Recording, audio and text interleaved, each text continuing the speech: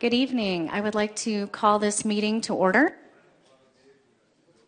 As you can see, we're missing a few council members at the moment, so I am going to get the party started. Notice is hereby given to the members of the City Council and to the general public that at this regular meeting, the City Council may vote to go into executive session if necessary. Can I get roll call? Mayor Daggett, Vice Mayor Aslan,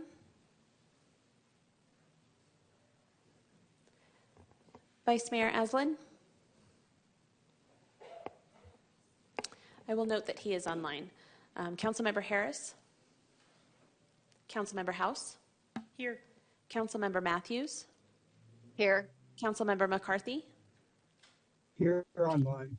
Councilmember Sweet. Here. City Clerk, I'm here. Thank you, Vice Mayor. Thank you. Okay.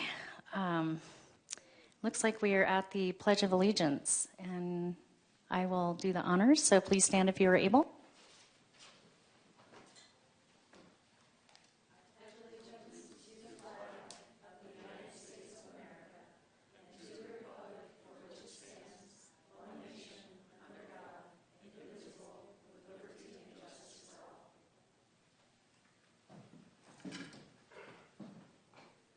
Councilmember House, can you please do the mission statement? Yes, thank you. The mission of the City of Flagstaff is to protect and enhance the quality of life for all. And Councilmember Matthews, can you do our land acknowledgement? It would be my pleasure.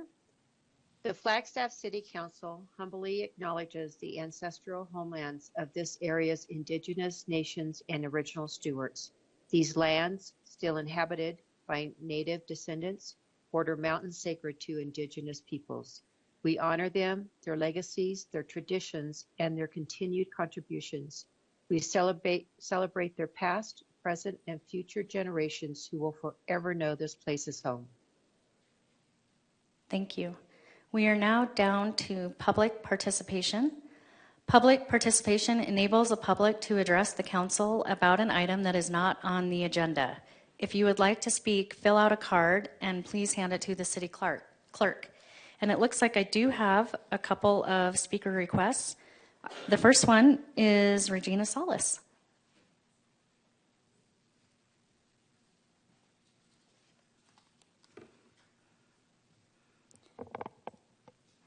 Good afternoon, Councilmember Sweet, Councilmember House, Vice Mayor Aslan on the online, Council members Chief McCarthy and Councilmember Matthews online. I appear before you today as the Vice President of Flagstaff Sister Cities, which was founded in 2020 as a 501c3 nonprofit with the mission to build international friendship and goodwill, one person, one city at a time.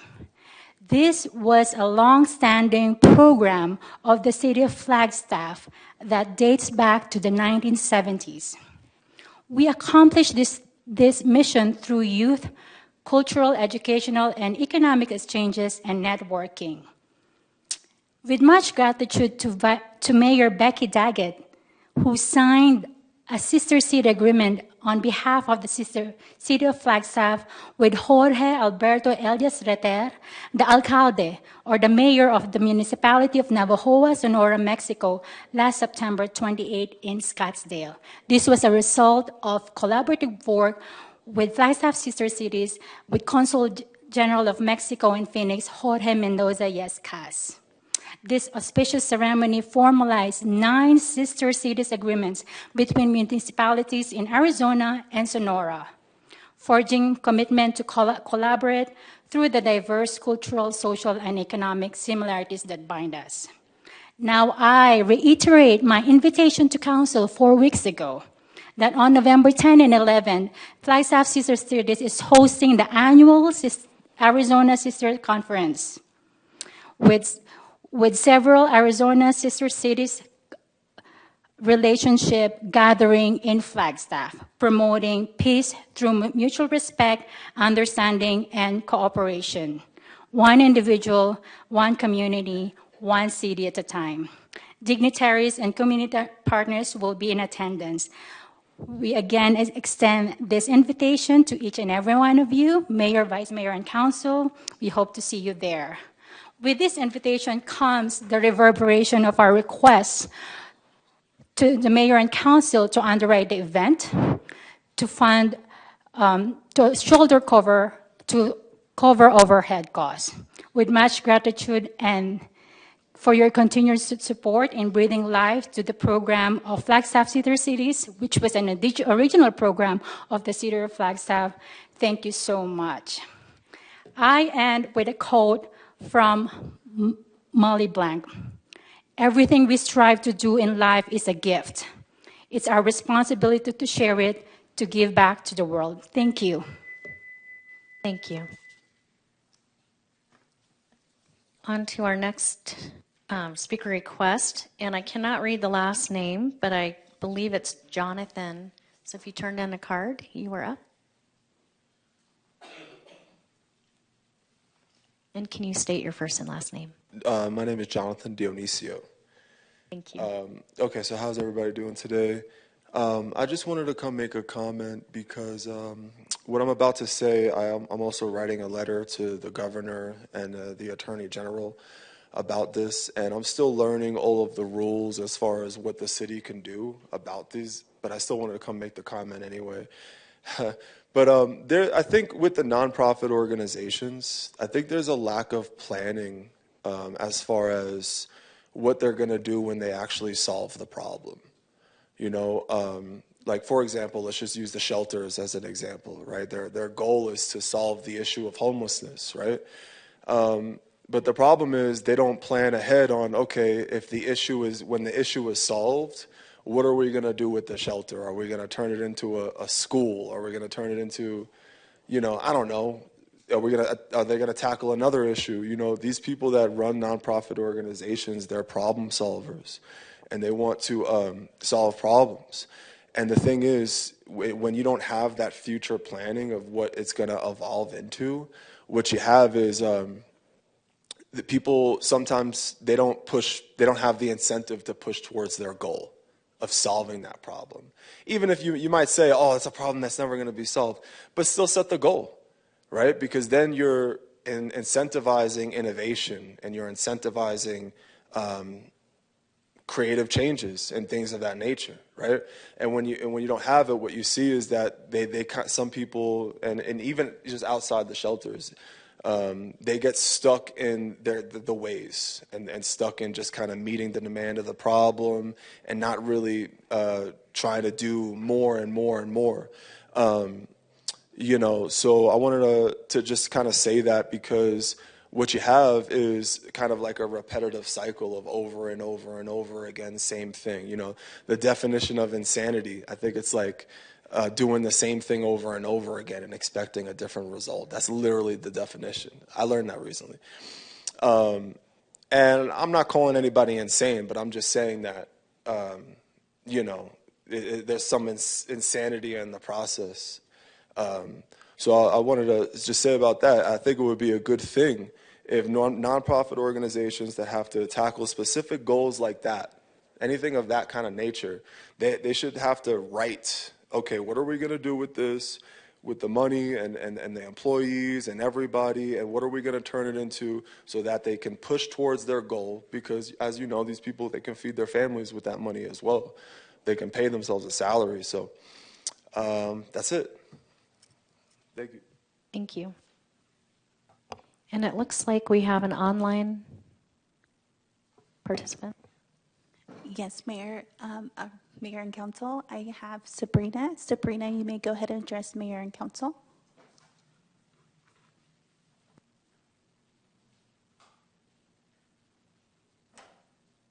Sabrina, you may go ahead and unmute yourself and address Mayor and Council.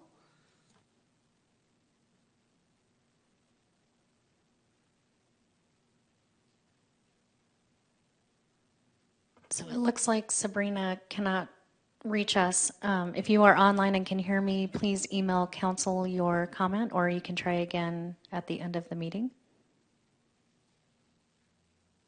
Thank you. Moving down to item 5, council liaison reports, and I will start with online. Councilmember Matthews. Thank you. I have nothing at this time. Thank you. Thank you. And do we have Councilmember Harris online? No, we do not. Okay, and is Vice Mayor online? Vice Mayor is online. Hey, Vice Mayor, do you have a council liaison report?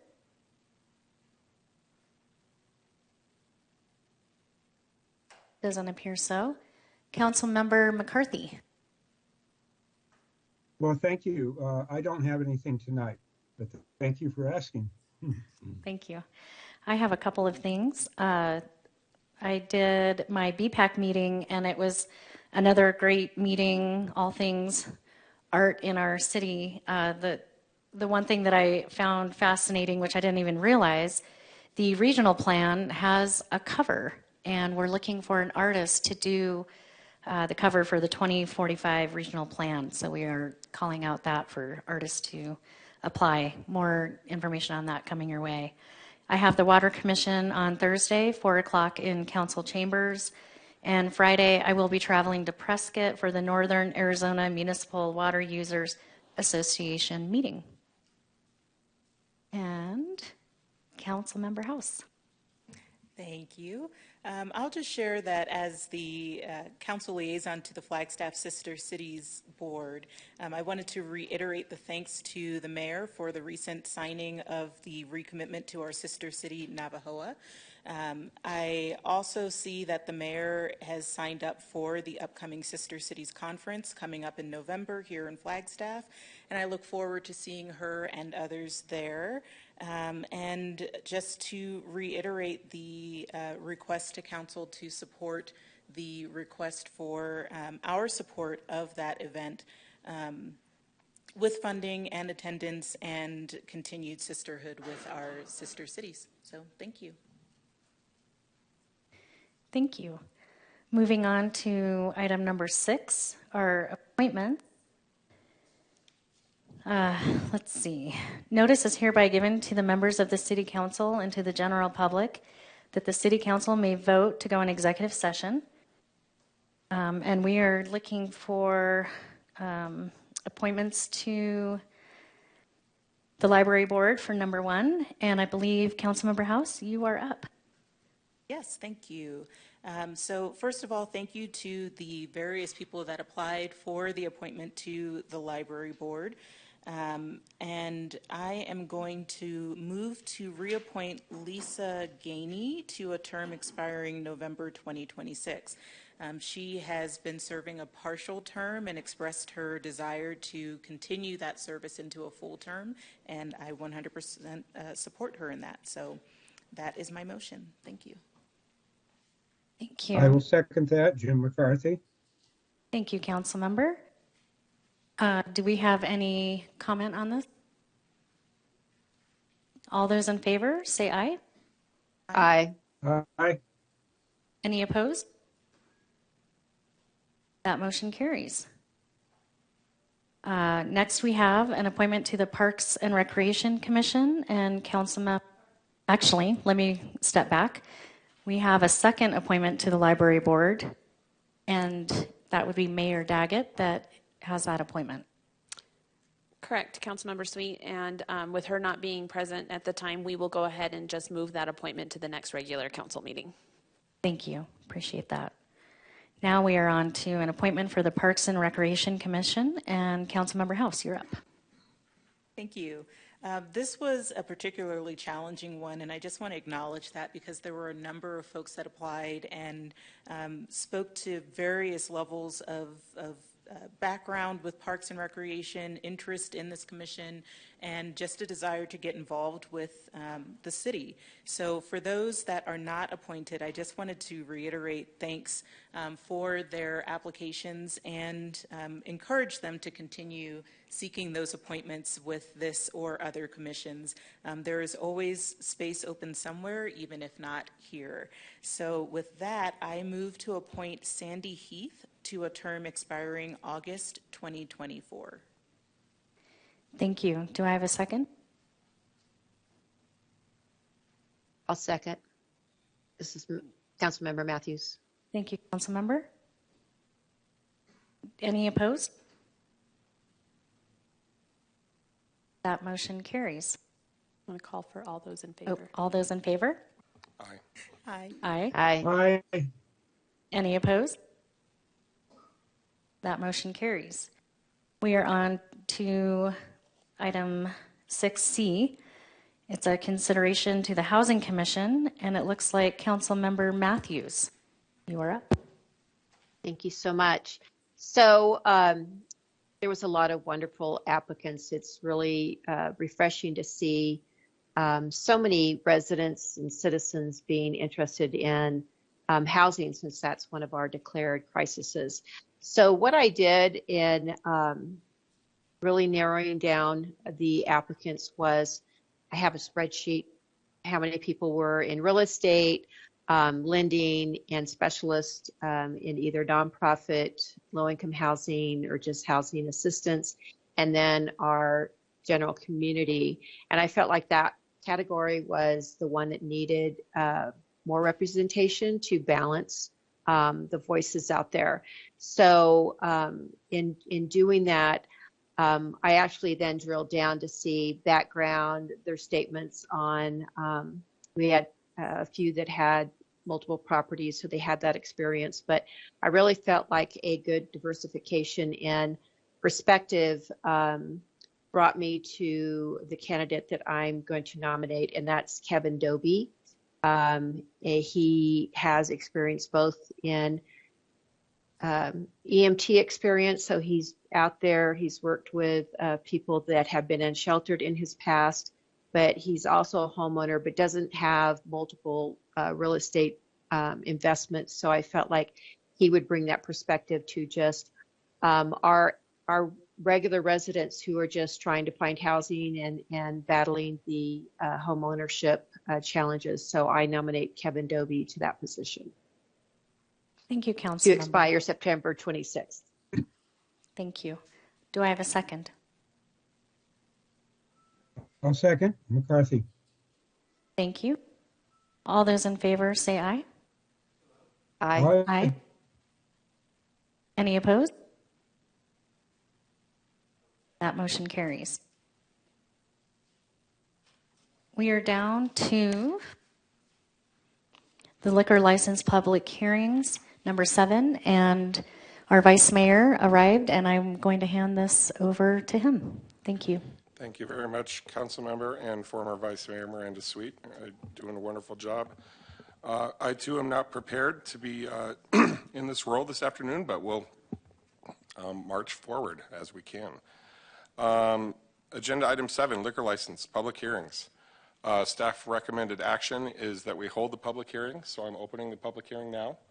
And do we have any presentation or information from our officers?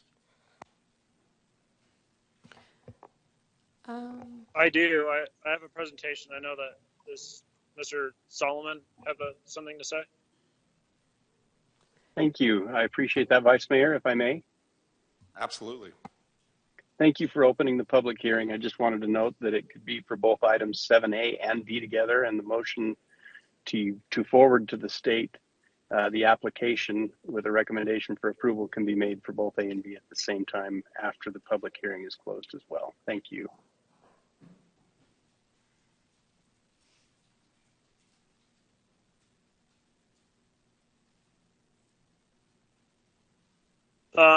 So I'm Lieutenant Sapp with the Flagstaff Police Department. I have 2 new applications. They're both for Oregano's Pizza Bistro. One is for the west side and one is for the east side. The west side is located at 1061 South Plaza Way, Suite C. The east side is 980 South Country Club Drive. On my investigation of those applicants, I did not find any derogatory records. There were no historical or current liquor violations on them. In my understanding, there's somebody present for the business that may answer any questions you might have.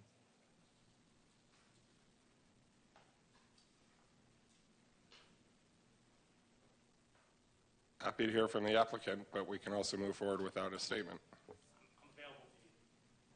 If you'd like to speak, come on and let us know anything you have to say. Thank you very much.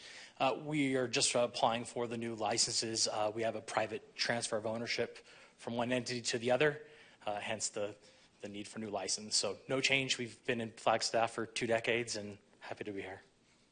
And we're happy to have you. Thank you for coming out today. I think it was Councilmember Odegaard who is fond of saying, thanking applicants for showing up. We often don't require any conversation, which is a good thing. But he was fond of recognizing the fact that you took the time to come out, be here just in case, and really do appreciate it. I think we're ready for a motion. Absolutely. Thank you.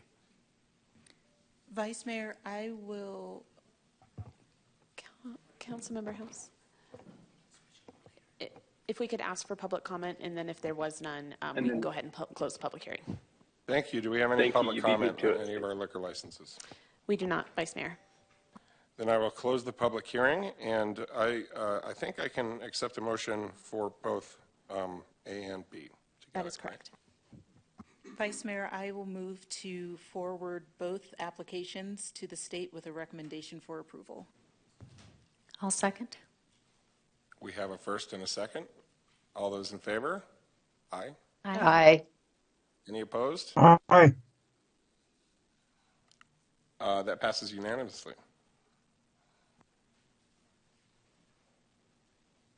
And now we will move on to our consent agenda.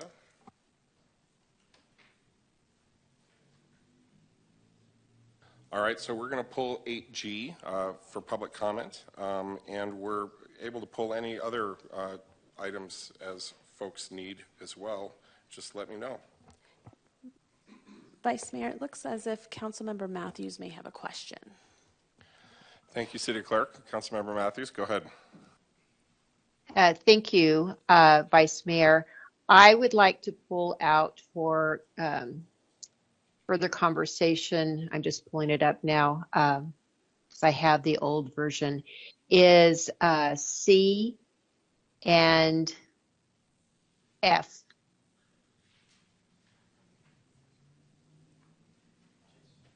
Wonderful, thank you.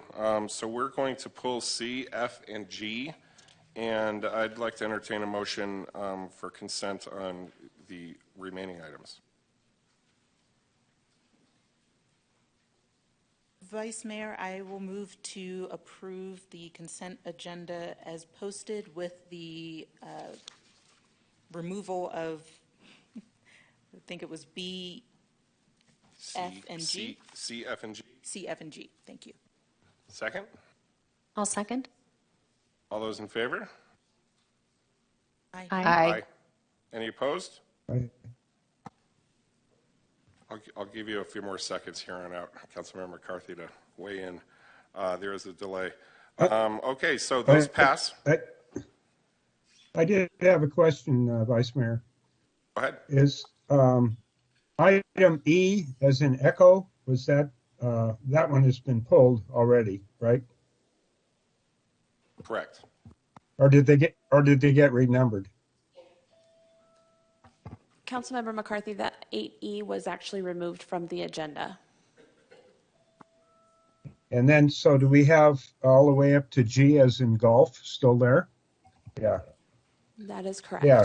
So we just skipped over that. We didn't renumber them. Okay, I yield. Thank you. Okay, we're going to consider individually consent item number C. Consideration and approval of contract. It's a cooperative purchase contract with Courtesy Chevrolet for the purchase of 5 fully electric 2024 Chevrolet 1500 Silverado Crew Cab pickup trucks in the amount of $428,098.17. Lori, go ahead. Councilmember Matthews, go ahead. Thank you, Vice Mayor. So I had some questions I wanted to ask. You know, I did some research, and the electric vehicles I know is in our plans as we age out our fleet on the city that we replace with electric vehicles. And just the other day, we had came before us approval of gas-powered vehicles because of the lack of availability. So I looked at the Chevy 1500 Silverados, and two things jumped out at me. And so one of them is just a comment. The electric vehicles, based on the contract, will cost the city $85,619, and a gas vehicle looks like about $47,995. So we're paying an extra $38,000 nearly for the EV. But my bigger concern was I think that's on the F-150, was the availability. I know we're just ordering them, but can we put in the approval that if there is a certain lag time that the city manager can go ahead and approve gas vehicles if it looks like we're longer than 9 months or a year to wait? City Manager? Thank you. Thank you, Council Member, for the question. I will also invite, we have folks here who represent our fleet team, and they can fill in. We do have a fleet policy which sets forth procedures to follow that in the case of unavailability or price that we simply cannot afford from a budgetary standpoint or other significant concerns, we are able to kind of move through the pecking order of the vehicle in terms of, you know, EV to hybrid to regular gas engine vehicles. But Evan, could I invite you to come on up and either correct what I just said or fill in some blanks? Thanks. Good afternoon. Evan Tyrrell, Solid Waste and Fleet Services Section Director. So a couple items here. There have been, of course, very significant supply chain issues with EVs. We had a lot of Ford Lightnings on order in the past 6+ months, even for 12 months in the past. Those contracts had to be canceled due to those electric vehicles not being brought into production, but also secondly because the cost had increased dramatically, upwards of, I think one of them was $105,000 total for that particular vehicle.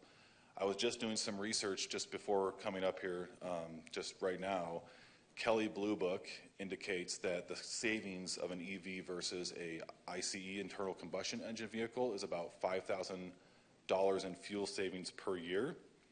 That's based on a 15,000 miles driven in an annual basis. So over a 10-year projected lifetime of the vehicle, we're looking at a savings of about $5,000 and then becoming $50,000 for that 10-year time frame. I guess the other item to consider is the maintenance. We don't know, there's not a lot of long-term information available for these vehicles quite yet, but it is showing that the maintenance costs are typically less, if not half, of the normal costs of these vehicles. That depends on if the batteries fail. There's a lot of unknown factors. Of course, Flagstaff being high altitude and having the cold winter seasons, that can also limit the range. These particular Silverados have a mileage guarantee of 350 to 400 miles per charge. So the distance in these is becoming much larger than some of the other vehicles that have been at market thus far. But I think City Manager Clifton's comments are correct, and I don't have any corrections to make, but I'll happy to take other questions. And I have Nate Naliborski, he's our fleet manager here, and I think sustainability is here as well to talk about anything with EVs as well. Well, I have a follow-up question. Vice Mayor, do you mind? Go for it. So I didn't have a chance to research the comparison on the Silverados. I did on the Ford F-150s, and I'll come to that when that item comes up. But have you researched the payload capacity? And are we going to use these trucks in a scenario where that payload capacity for an EV versus a combustion a gas engine is going to come into play, because I found on the Ford F-150 the payload is quite significantly different. I'm going to have to defer that question to the fleet manager, Nate Naliborski, if that's okay. Sure. Thank you. Nate, do you have some good intel on that, hopefully? Yeah, so. Thank you.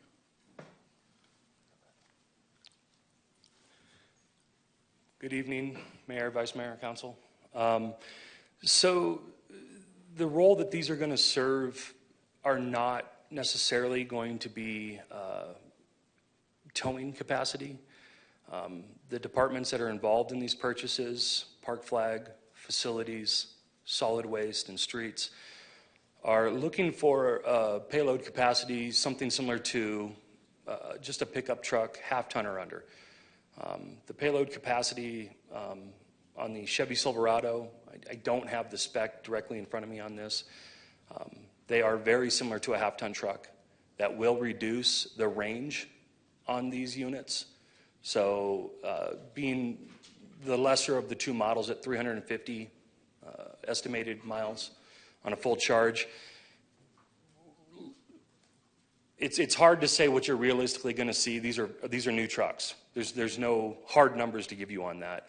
If you included winter temperatures affecting that payload of 1,500 pounds in here, you'd realistically expect to see over 200 miles on a full charge, which is fantastic for an EV truck. The use by these departments is exactly what they've been waiting for in these units. These are going to be work trucks. They're going to see mostly in-town use.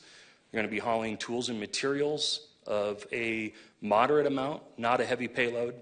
And I think they're going to be a great fit. And I don't know if that answered your question directly, but hopefully. It did. Thank you very much. Thank you very much. I'd like to go ahead and call the question for consent item C, and then we'll take F separately.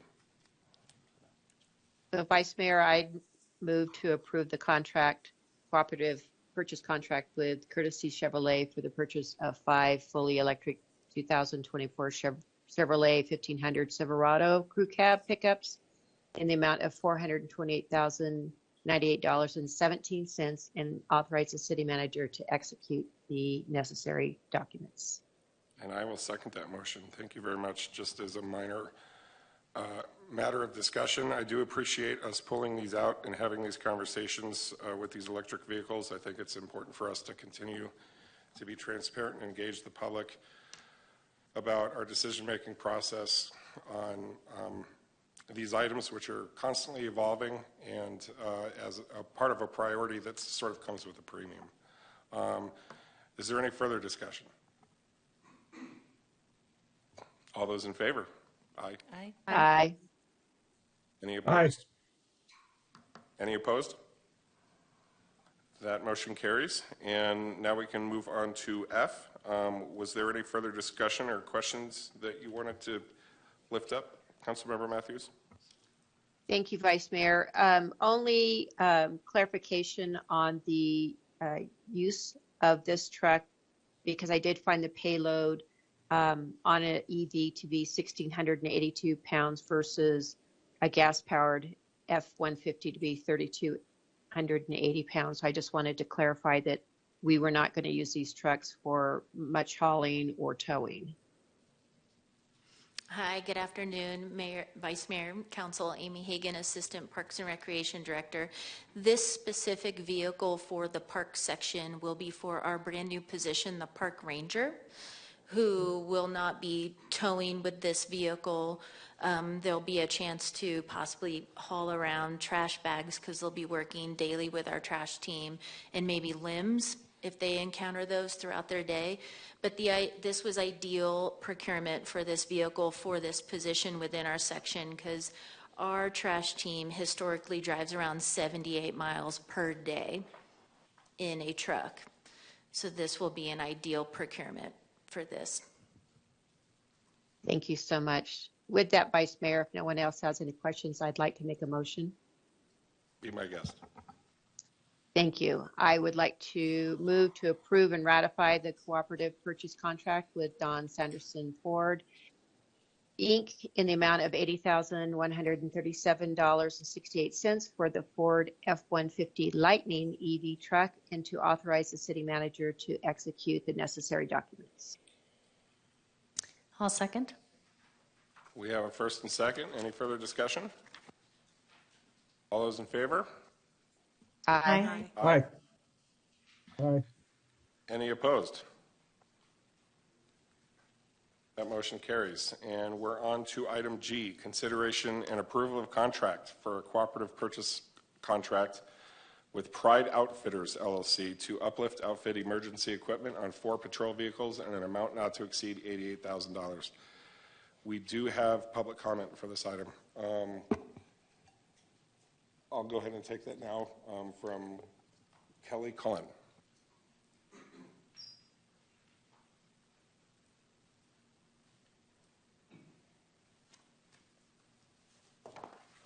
Hi, I'm Kelly Cullen, Niles Radio, right here in Flagstaff, 1602 Northeast Street.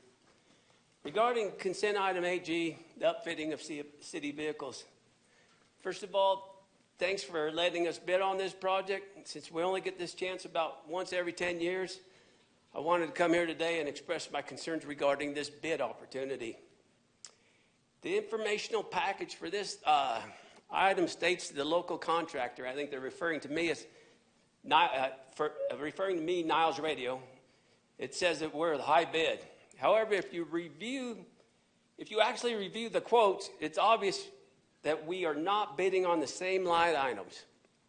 Perhaps some of the line items originally requested were changed. I don't know why. It does not make sense that we're all not bidding on the same line items. I don't even know how this happens. I just want to point out that the direct comparison between the selected quote and Niles' quote is definitely not apples to apples. It can't be compared. It's different line items. So also, the informational package does not provide any cost consideration for the wasted resources in shuffling vehicles 330 miles back and forth to Chandler for installation and the ongoing service for the life of the vehicles. This has to conflict with the City of Flag's climate action plan. It definitely has an associated cost that's not included in the informational write-up. I want to see that. So another item is that needs to be accounted for is the local Flagstaff wage and sales tax. You're picking a company out of Chandler, their wage starts at $12. Our wage starts at nearly $17. Here shortly it'll be $17 plus. These required city rates should not be held against a local company that's just trying to provide a service here in Flag. There should be a measured factor of allowance for labor. I'm here today to request this item to be tabled until, 1, the revised equipment list and specifications are available to all bidders. 2, the cost of shuffling vehicles back and forth to Chandler is calculated into the purchase. And 3, the higher wages and sales tax are considered. Please, if any of your staff has comments to this, please give me a chance to respond. Thank you. Mr. Cullen, thank you so much for coming forward and expressing those concerns. I do remember you coming forward recently with other concerns as well in the near past. Before we get into a conversation or questions from council, I was wondering, Patrick, if you have any response, any comments, or any helpful insights that we could have concerning what we just heard. Good afternoon, Honorable Vice Mayor, Council. Patrick Brown, your Purchasing Director. So I reviewed the cooperative this morning when I understood that Niles was coming up. It was difficult to really compare the line items. We did not get a detailed line item from Niles, but we did from the other ones. Regardless, the travel factor was not considered in each of the vehicles. I'm not sure what the travel time would be, but I believe the difference in pricing is somewhere around $13,000 in price quotes. We can go back and take a look take out the TPT, try to figure in some mileage. But as far as altering the quotes, what's in there does represent what our police department is looking for.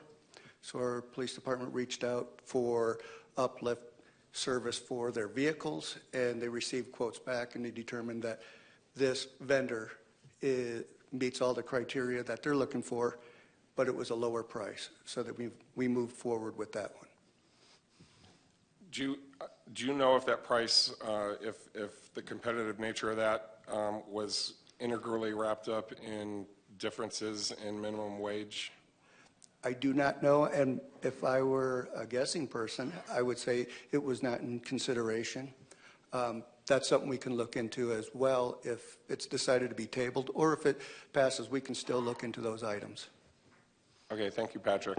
Thank you, Vice Put me Mayor. on the spot there. I know how it feels. It's okay. So I do think a couple interesting things were brought up there, one of them being how can we have competitive local bids with our minimum wage being so much higher than non-local bidders. I don't know that that's a question we're going to answer tonight, but it's certainly a new part of the conversation I think we should really think about moving forward and maybe discuss here publicly at some point. I do have a question for, I'm guessing, our police department. There's been a recommendation from the public that we table this item. I want to know what the cost of any delays could be, or if we need to consider this under any type of urgency or priority. Anybody, come on down. Kristen Decker, Special Services Supervisor at the Flagstaff Police Department. One of my purviews is fleet and working with getting vehicles and the upfit of them. I'd like to point out, too, that one of the reasons why we're hoping to get approval to move forward with Pride is the fact that they are under a state contract and have already gone through a competitive bid process. Currently, as you may have understood from a previous meeting when we were going for the gasoline models versus the hybrid models because we couldn't get the hybrid models, we expressed that our fleet is currently at 41 vehicles versus 50. We were able to get the gas vehicles to help bridge that gap. However, now we're in the process of needing to upfit them with sirens, lights, all the emergency equipment in order to put them on the road. We are already in a critical situation as far as not having enough patrol vehicles on the road. We are hoping to get this done as quickly as possible. With the anticipation that Pride can start work in November and hopefully have completed by the end of the year so we can have those vehicles on the road and supplementing for the vehicles that are out. So am I correct that I'm hearing you say that a delay could be problematic or is certainly not ideal? Not ideal. Okay. Well, something to keep in mind as we continue this conversation. Does anybody have any other comments or questions? Mayor, this is Sterling. I just raised, or Vice Mayor, sorry, just raised my hand.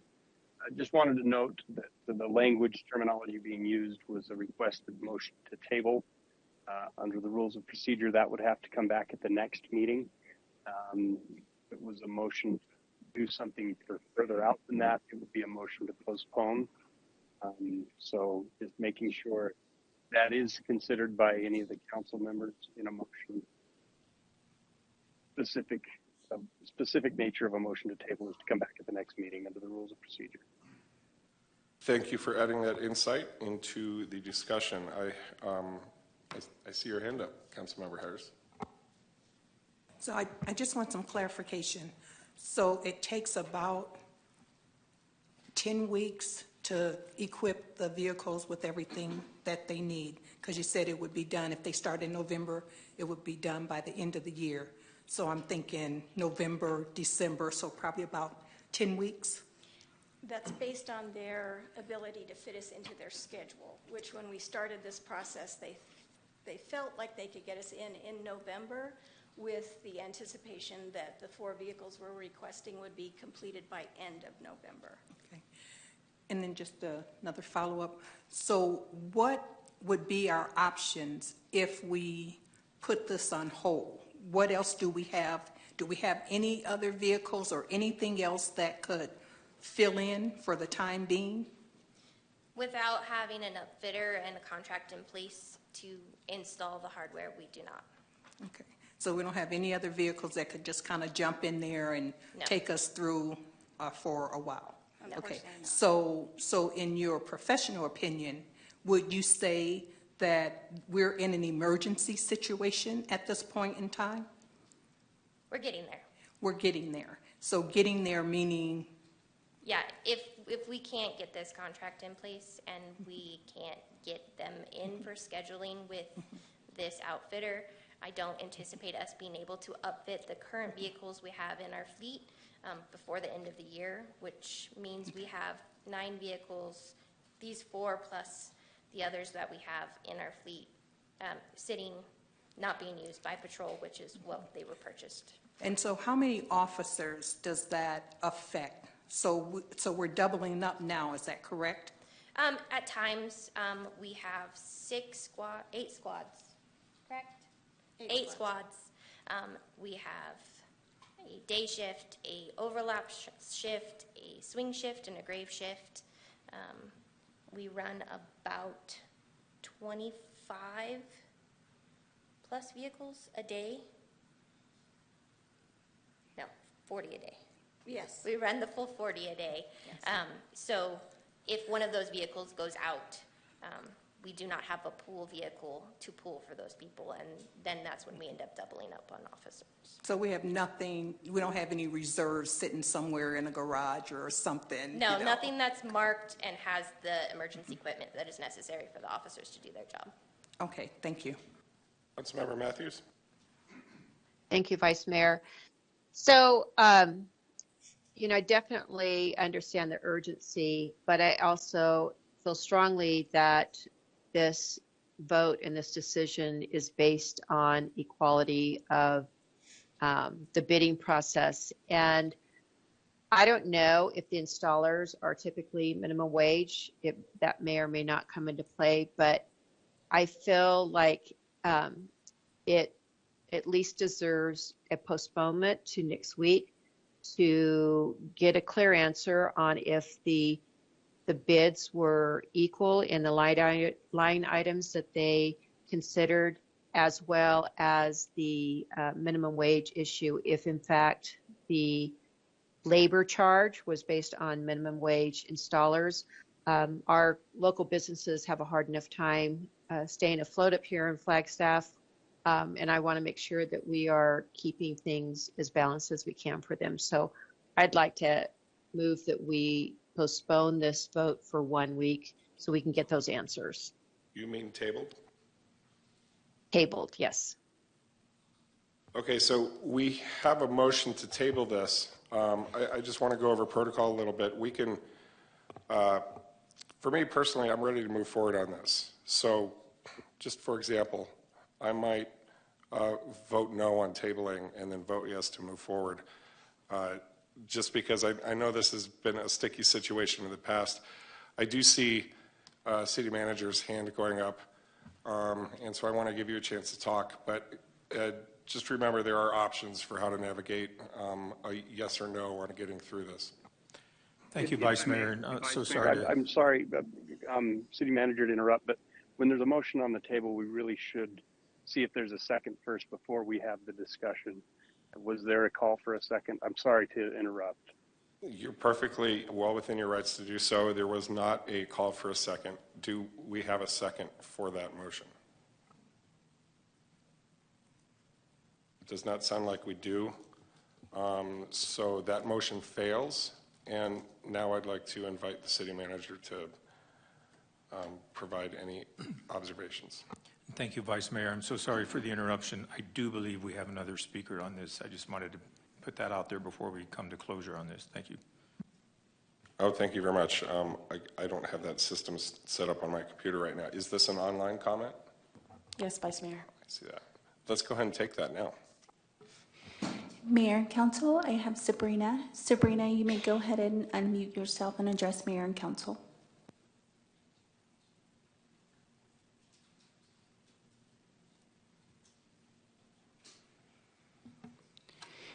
Sabrina, it looks like we're having some technical issues.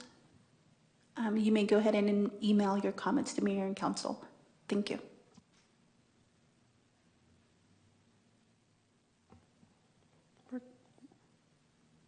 Vice Mayor, I think we're good to move on.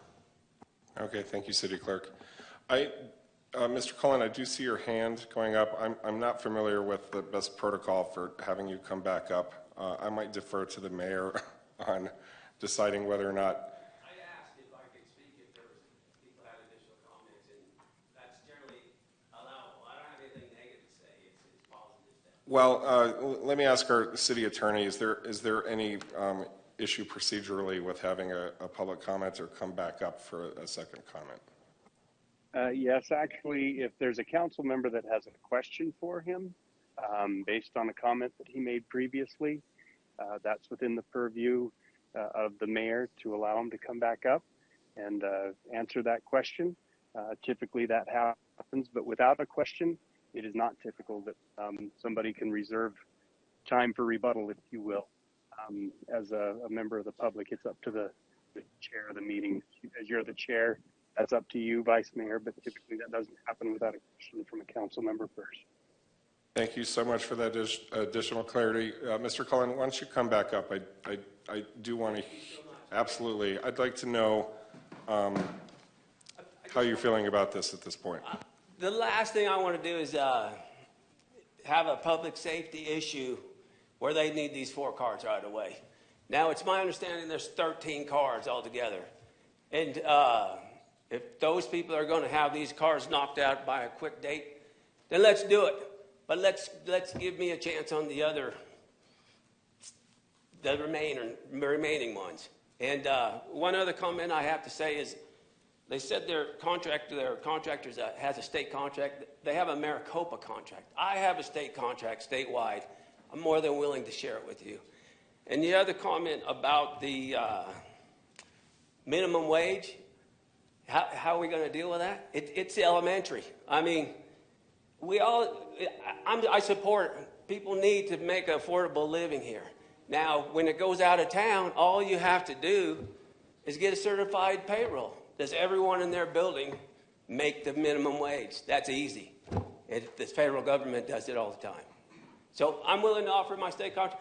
I don't want to hold the police department up ever for if they need 4 vehicles out there right away, yeah, let's do it. I'm not going to oppose that. And I think it was already done. It's going. But thank you for your time.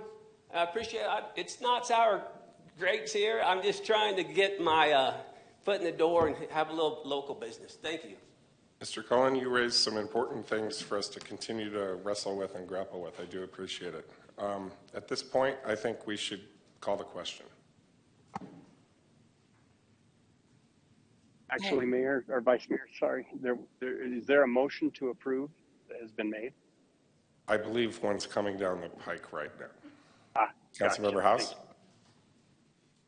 Thank you, Vice Mayor. I move to approve the cooperative purchase contract with Pride Outfitters, LLC for the outfit emergency equipment on 4 patrol vehicles in an amount not to exceed $88,000 and authorize the city manager to execute all the necessary documents.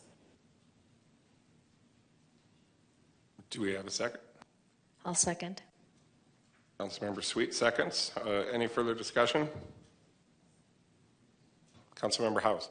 Thank you, Vice Mayor. I just wanted to note that I also understand and appreciate the comments that were being brought forward tonight, and I think it is an important conversation. I think the job before us this evening is weighing the balance of the critical situation that our police and safety patrols are facing against this request for further information. And so I want to enable us to move forward on this important topic while also leaving room for that further discussion. I think we still have the ability to have those conversations and move that forward without postponing this. So thank you. Thank you. All those in favor? Aye. Aye.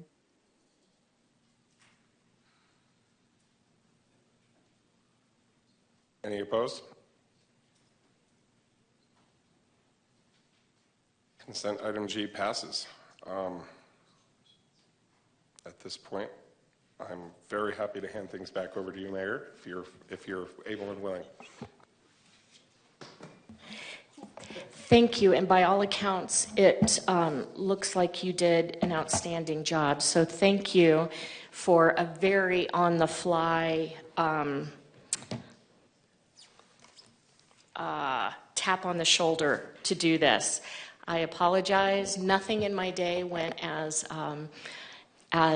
I thought it would, and I was without transportation. So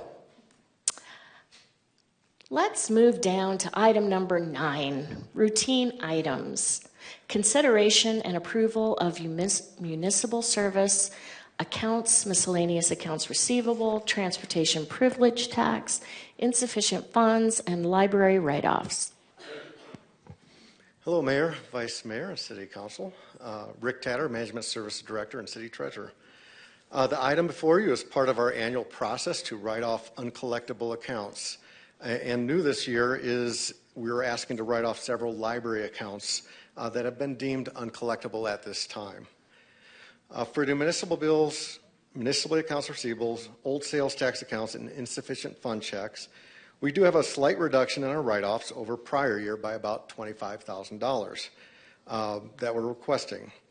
The amount is $76,462.86, and the reduction is mainly due to a lower amount of old sales tax accounts that we're writing off this year. Our municipal bills are our largest billing services that we do through the revenue section, with approximately $44 million in billings on an annual basis. This year we saw just a slight increase of the write-offs, and the write-offs as a percentage of total bill is only 0.15%, which is a very good experience, especially as these bills in these accounts were related to the COVID period, where we weren't disconnecting accounts. We were really setting up a lot of payment plans and working with our customers during that period. However, we still have a low amount of write-offs, which is kudos to our team. The miscellaneous accounts write-offs are requested at 0.02%, and this is only 3 accounts that we're asking to write off this year, and it's about $10 million, and we bill through miscellaneous accounts receivable. The staff summary speaks to our work with our customers as well as our collection efforts, so that information is there for you, the level of work we do. But I would like to thank our amazing revenue team for their work to keep these numbers low and collect the most we can for revenues that are owed us. Our customer service team, under the direction of Jessica Kittleson, do a great job working with customers and creating payment plans when necessary for those customers to assure they continue service and pay their bills, as well as our meter services team that are out in the field, and they help us with disconnecting accounts that are not being paid, and that generally creates an opportunity to collect on our past due amounts. Our billing and collections team of Kim Burns, our billing specialist, who is also our acting billing and collections manager, Sabrina James, our billing specialist, and Jenny Lynn, our collections specialist, they all work really hard on active and closed accounts for the city. So they're assuring that we are collecting the most revenues to our capacity from what we delivered in services to our community members. So definitely want to thank them for their efforts. And we were very fortunate to work and learn under our previous billing and collections services manager, and I'm going to get choked up a little bit, Sharon Gonzalez. She really taught us and trained us in the collection areas, and we really valued her. And it was unfortunate that our longtime coworker and friend passed away about a year ago today, this Saturday. So we surely miss Sharon and all she did for the city. I just had to get that out there. Yeah, she was very valued. Okay, new this year is a request to write off some of our library accounts that we have on service at our library division. We are recommending a write-off of just over $1.1 million in library account balances this year. This is a large amount that we're asking for. However, this is the first time we've brought library accounts to your attention to continue to consider stop our collection efforts on those and write those accounts off. These accounts are really deemed uncollectible at this point. There's a period from June 1987, so many years ago, all the way to August 2016, that represents 15,000 accounts that we've billed for non-return books or equipment, fines or fees that we had for the library customers. But we don't see that those collectible as they've been inactive for at least 7 years with no payment activity and no collections on those accounts. So we are asking that you write off those accounts at this time. This is a non-fiscal impact to the city. So we're not looking to reduce our library funds by $1 million because these are off-balance sheet transactions. We really track them through our library system, and we only record the revenues as we collect those revenues. By adjusting off older accounts, it will make the accounts, the number of accounts more manageable for our library team as well as our collection team as we work with them on future collections at the library. And we will start bringing these to you annually instead of waiting such a long period of time to bring 29 years worth of accounts to write off. Thanks to Nick Ruhlman, library specialist, for bringing this to our attention in management services. And we had several meetings with them to talk about what we're looking to do, and we came to the same conclusion and recommendation of writing off these uncollectible accounts. And we do have our library team here if you do have any specific questions about those library accounts, and I thank you for your consideration. Thank you. Councilmember Harris. I'm just curious. So I know library fines are probably a part of that. I thought I heard you mention something about equipment or property. Yeah, if we loaned equipment, like a laptop or something like that, and they did not get returned. Oh, okay. That's an example of what's in these write-offs, yeah. Okay, and that's included in this $1 million? Yes. Over the last, okay. Yes. Any other questions or comments? All right. Do we have a motion to approve the write-off? That's a lot of overdue books.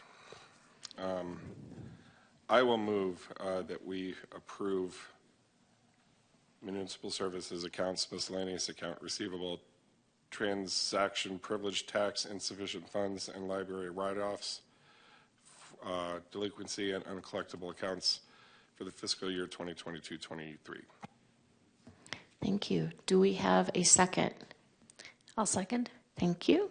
Any discussion? All those in favor? Aye. Aye. Aye. Aye. Any opposed? All right. Thank you. Thank you.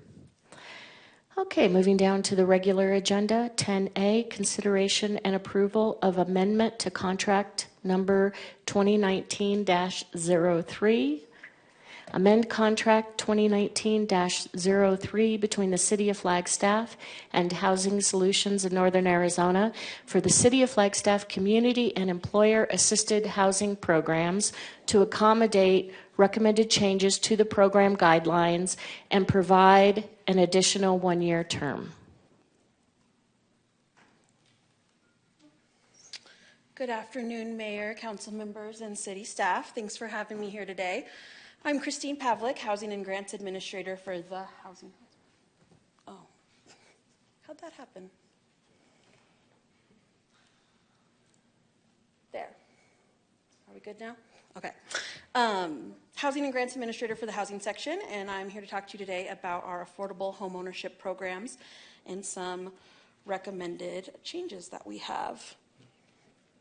So first, I'm just going to give you a quick history of our homebuyer assistance programs and then follow that up with an overview of the changes that are currently being recommended by staff. And then I'm hoping to answer any questions you might have and ultimately hope to receive a motion to approve these changes as well as a contract renewal with the current program administrator. So currently the City of Flagstaff contracts with Housing Solutions of Northern Arizona. They administer our homebuyer assistance programs. This contract began in November 2018 with a one-year term and an option to renew for 4 additional one-year terms. And that last renewal was issued last year in November 2022, and it'll expire next month. The city procurement team has stated that City Council may amend the contract to include one more one-year term, and any of the other proposed changes will also require a contract amendment, will need to be approved by you, Council, and would only apply to the remainder of this contract with HSNA, which at this time only includes general funds for homebuyer assistance programs, not bond funds. So currently there is $280,000 remaining for our community homebuyer assistance loans and administration costs, and that's enough to do approximately 6 loans with the changes that we're discussing here tonight. So our homebuyer assistance programs currently have 2 facets. First, I'm going to talk to you about our employer-assisted housing program. We refer to it as EAH. So EAH was created back in 2015. At the time, it only served Flagstaff Police Department employees. It was expanded in the spring of 2018 to serve all eligible city employees, and the assistance amount at that time increased from $7,000 to $10,000. To date, the program's been utilized by 30 City of Flagstaff employees, and the loans have averaged about $8,300 per household. This past year, we did combine the funds from the Flagstaff Police Department program and the General City Employee program, and to have them on a first-come, first-served basis for all employees. The reason for that was that we haven't had a police officer utilize the funds since October 2020, so we felt it made sense to just create one employer-assisted housing program. So the current combined program balance is $175,000. And additional funds are requested through the city budget process every year. We did not ask for additional funds last year, but we have every year before that. All right, so the current program guidelines for our EAH program require that the homebuyer must have been an employee of the City of Flagstaff for at least a year. They must be a first-time homebuyer as defined by HUD in the Flagstaff area. And the program provides a 1-to-1 match up to $10,000 in the form of an interest-free deferred payment loan. And then that loan is forgiven 10% per year for every year of employment with the city. We do have some rules about the home purchase price not being able to exceed 125% of the FHA 203B mortgage insurance limit for the county. Currently, that is a little over $646,000. The home under our EAH program can be located anywhere in the FMPO. That includes Belmont, Kachina, Doney, and that's different than our community homebuyer assistance program where the home does have to be within the Flagstaff city limits. So all loans are repayable when the home is sold, when it's no longer occupied by the owner, or is refinanced for cash out, or if the individual is no longer employed with the city. So the housing section conducts an owner occupancy verification process to ensure compliance with the program. So the Community Homebuyer Assistance Program, we call that CHAP, was created with general funds back in 1998, and it was specifically to serve Flagstaff households that made too much to qualify for federally or state-funded homebuyer assistance, but still needed that assistance to become local homeowners. So at the time, it served households up to 115% AMI that were mortgage-ready, but they made more than 80% AMI, which, if you'll remember, is the limit for all of our federal-funded programs. So CHAP has always been a revolving loan program, and it was also briefly called MIHAP for Middle Income Housing Assistance Program. So way back when, the initial program parameters included a loan up to $10K plus 3% of the purchase price for households that were at 85% or below. And then it was just the $10,000 loan for households between 85% and 115% AMI. That was then expanded to include households up to 125% AMI. And by 2005, loans up to $33,700 were available. In 2006, we introduced a shared equity model for loan repayment. It recaptures the original subsidy as well as a percentage of the appreciation. And we still use that equity share model for repayments for CHAP loans today. That initial program ended with the recession in 2008. And then in 2010, we started using our community development block grant funding for down payment assistance. That offered a loan up to $15,000 for households at 80% AMI or below. But ultimately, that money was deobligated and returned back to our CDBG funding pot because it wasn't being utilized. The assistance amount just didn't make homeownership accessible to households that were eligible. So in 2018, we created the program as it is today, and over $520,000 has been provided to 34 first-time homebuyers. Like I said before, currently there's a little over $280,000 remaining of general funds for the CHAP program. So like EAH, all CHAP loans are repayable when the home is sold, no longer owner-occupied, or is refinanced with cash out.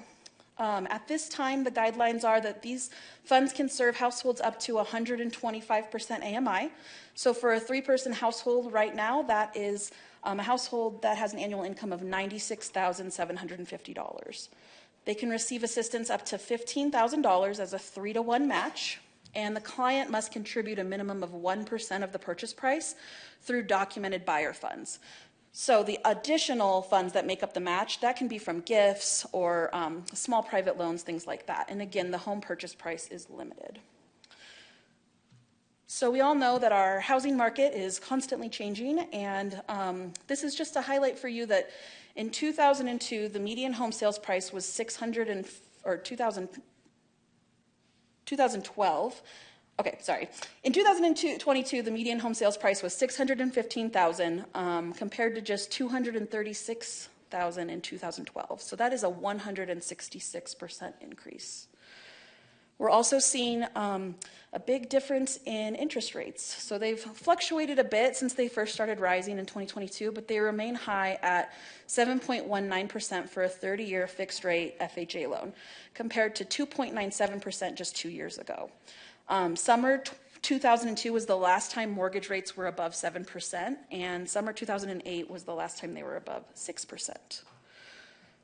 So just to kind of give you an idea of what's available on our market now. So this data was collected about 3 weeks ago, right before we presented to the Housing Commission. And at the time, there were 16 FHA eligible properties with a sales price under $450,000 available. 9 of those were condos.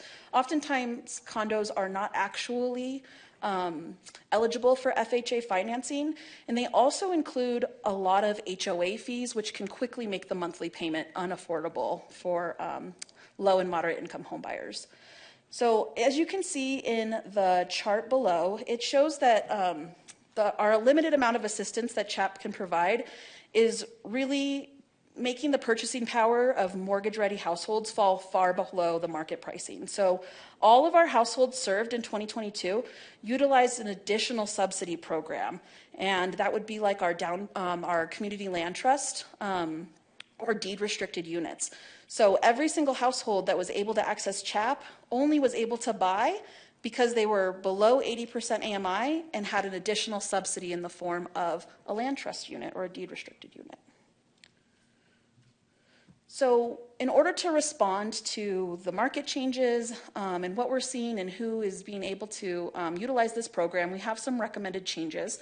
First, I want to go over our EAH changes. So it includes changing things from, so we'll maintain the 1-to-1 match up to $10,000 in a forgivable loan. So that will continue to be forgiven 10% per year for every year of employment. But we would like to add an additional $10,000 that would be a non-forgiven loan that would be repayable at that trigger point.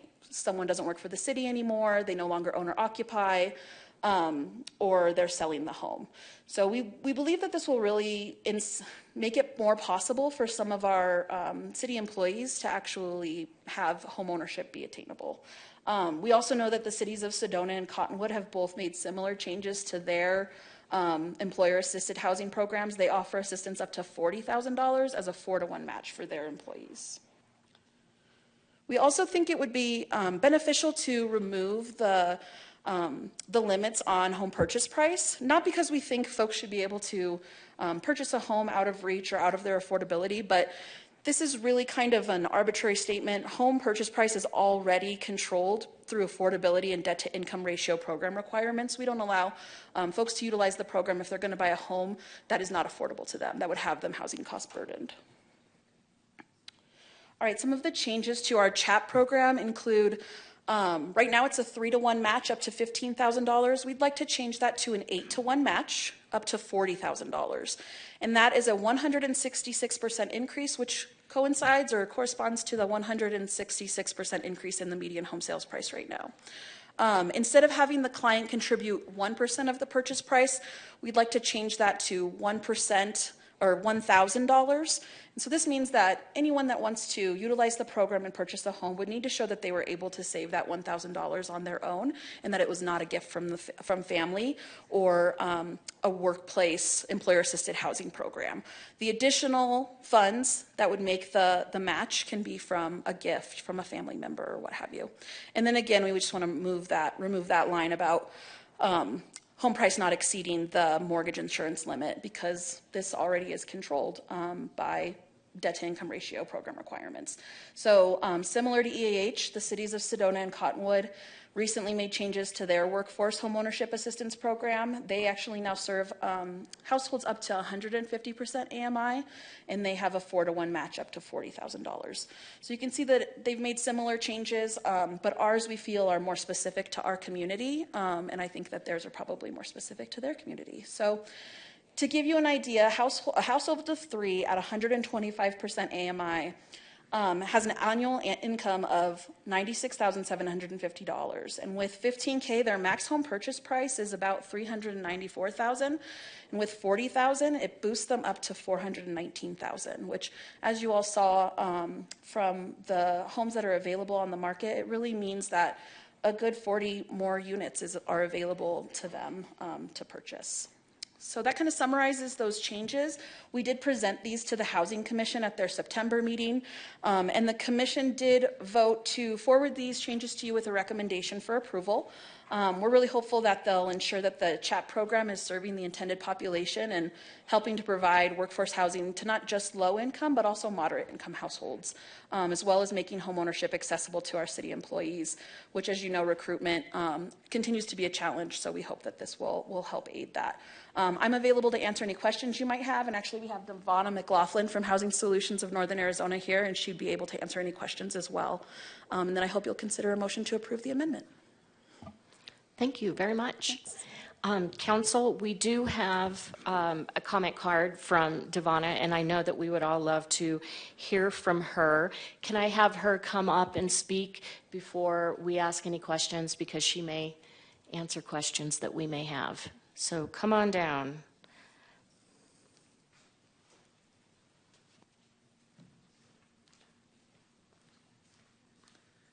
Good evening, Madam Mayor, members of council. Thank you so much for the opportunity to be in front of you tonight. I'm having logistic issues. I'm so sorry.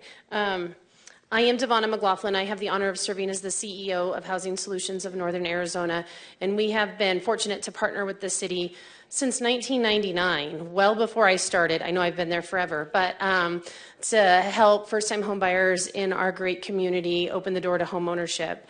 And I just have to say that this program has literally changed lives. And it is amazing, because in Flagstaff, it's like 2 degrees of separation, maybe 1. We see people in professions, in work, at kids' hockey games, at soccer, who have benefited from this program years ago, maybe last year. Really, it's quite amazing to see that when you open the door to homeownership, it provides stability for a household. It provides an opportunity to generate wealth for the household. There's lots of people we hear from after they buy, years after they buy, saying if it wasn't for this program, they would not be in Flagstaff today. And those are folks who are working for your city government. Those are folks that are responding to 911 calls. Those are folks at the healthcare, Northern Arizona Healthcare. They work at Gore. so many employers in town benefit when their employees are able to stay here. And so I am just honored and blessed, and thank you for the investment you've made in those homeowners in our community, because it pays dividends back in our community. And I do want to take the time to thank staff for their thoughtful presentation and for bringing you forward recommendations that I think are balanced and measured and effective. We do have $280,000 left. We want to spend it. We work with clients every day. We've got 7 or 8 right now that are out searching for homes to purchase that are mortgage ready, that have good credit, that have their own down payment, and they have to find the house. And the difference between $15,000 and $40,000 makes a difference. And it's investment. It's not a giveaway. It's not a handout. It will be repaid when that buyer sells the home, no longer owner occupies, or refinances for cash out. You guys get repaid based on an equity share model that ensures that you benefit or you share in the appreciation to help families in the future reinvest in higher, because the prices keep going up. It's just crazy. And so this has been a tremendous program with a proven track record of success, and we're honored to be able to continue to administer this program in partnership with you to help 6 more families buy homes in our community. I'm happy to answer questions, but I just want to say thank you for the consideration tonight. Thank you, Devonna. I'm watching the timer countdown, so I was trying to get it right. So 16 seconds left. Council, do you have any questions for Devonna? Okay. Thank you. I think we're good. Thank you. And I have a comment from Councilmember House. Thank you, Mayor. Thank you, Christine and Devonna, and to the housing team for this work. I just wanted to reiterate, I was able to sit in on the Housing Commission meeting where this was presented and listen to the discussion there, and so get a bit of a preview of this conversation in that context. And the thing that I really want to emphasize is to kind of just build off of what Devonna shared, how important this is as an investment in our community. But more than that, I just wanted to thank you all for not only making that investment, but also in making that investment rise to the need of our community. One of the things that's really important in what's being proposed here is the fact that so many things in terms of our community's needs have changed over the years, and this is an opportunity that I see for us to really rise to that need and find some of those creative solutions that our community has been asking for. So I am eager to hear the rest of the conversation from council on this, and then I would love to make a motion on this when the time comes. Thank you, Council Member. Do we have other comments, questions? I'll entertain a motion. Mayor, I will move to approve the recommended Amendment 2 for the City of Flagstaff Employer Assisted Housing and Community Home Buyer Assistance Program. Thank you. Do I have a second? I'll second. Any discussion? All those in favor? Aye. Aye. Any opposed? All right. Thank you so much. Thank you.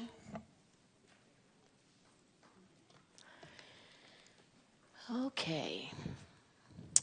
Moving down to item number 10B, consideration and adoption of ordinance number 2023-24, an ordinance amending hours of use for city parks and the hours for lighting of sport courts within city parks.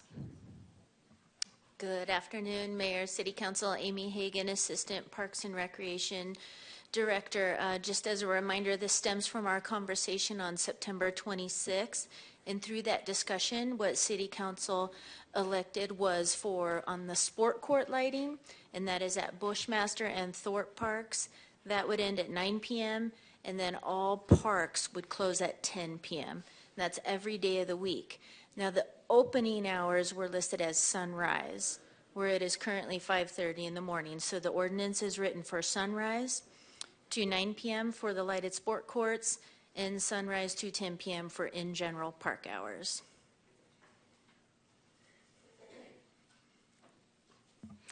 Thank you. Questions, council? I'm going to take public comment if there are no questions. Okay. We have Nothing online, but I see Audria Smith.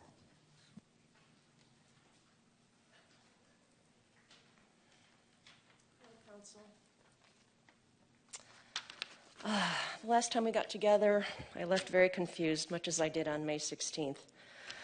It left an impression that at least two of you have been thinking all these months that you voted on Council Matthews' first motion on the May 16th meeting to build new courts without lighting, that was the compromise granted to the neighbors. That was the marble we got to take away. However, if you recall that confusing conversation, her motion was amended, and here we are. I must say that hearing Vice Mayor's confusion and appeal for dark sky strategy to leave park play limited to daylight hours excited me and gave me some hope.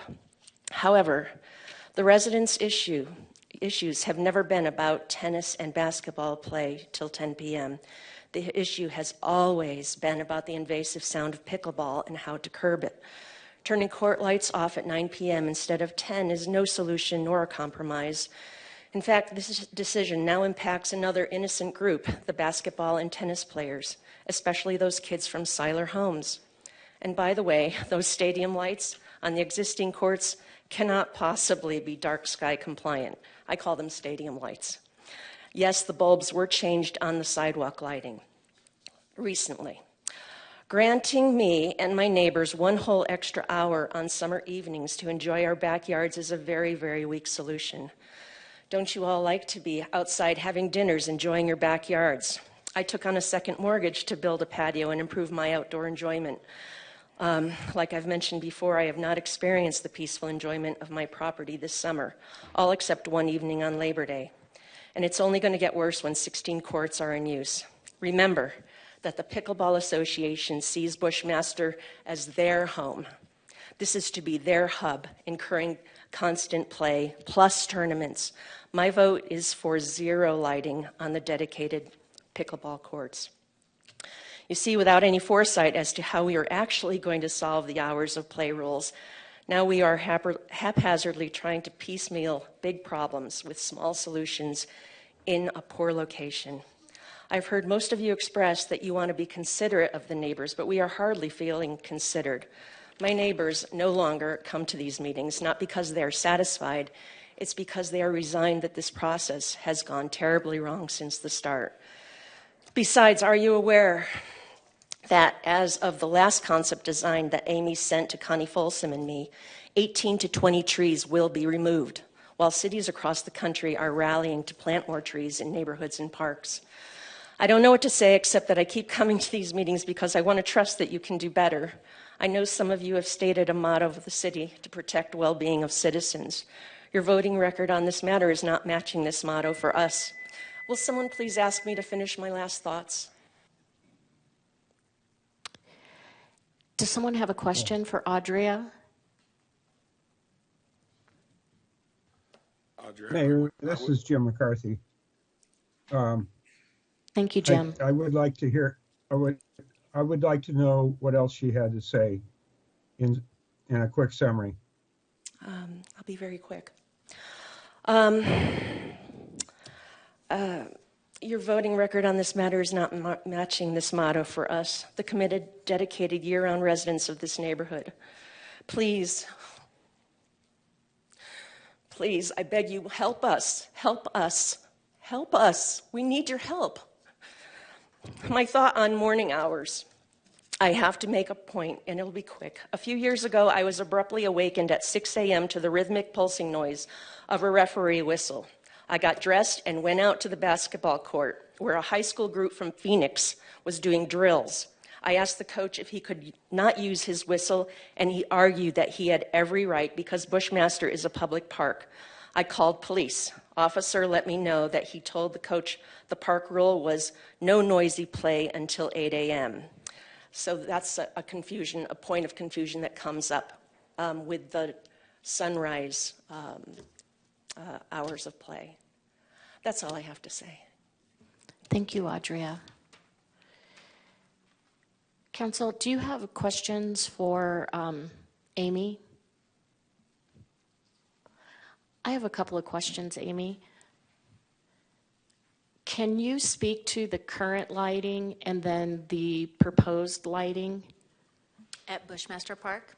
So the current lighting, if I'm not mistaken, is from the late 90s. I want to say 1997. It is sport court lighting. Can I state if it's dark skies compliant? It does have shields on it and does point directly downward. It's not pointing outward. So I believe it does meet current dark skies compliancy. The new proposed lighting on the 8 proposed courts would be significantly more toward that dark skies compliancy. There is significantly better lighting system than from nearly 30 years ago. And the previous lighting is not scheduled to be changed at this point, correct? Correct. On the tennis and basketball courts, it would remain as is. And so if we change these hours, you'll have to replace signs and do you see it becoming an enforcement problem with having different hours at different parks? I do not see an enforcement problem because there are 2 park locations, our regional park, Thorpe Park, with lighted tennis courts, and then Bushmaster Park, a community park with lighted basketball and tennis courts currently today. That is the only differential in this. Otherwise, all 24 parks will close at 10 p.m. It's just the lighting aspect amenity in those 2 park locations, that's 9 p.m. in this proposed ordinance. Thank you. And Councilmember McCarthy has a comment. Thank you, Mayor. The word disrespectful is like in the forefront here. People that live in this area will be unable to use their backyards because this with the pickleball noise, they really can't go out there and go out in their backyard, sit around a table, sip iced tea or whatever.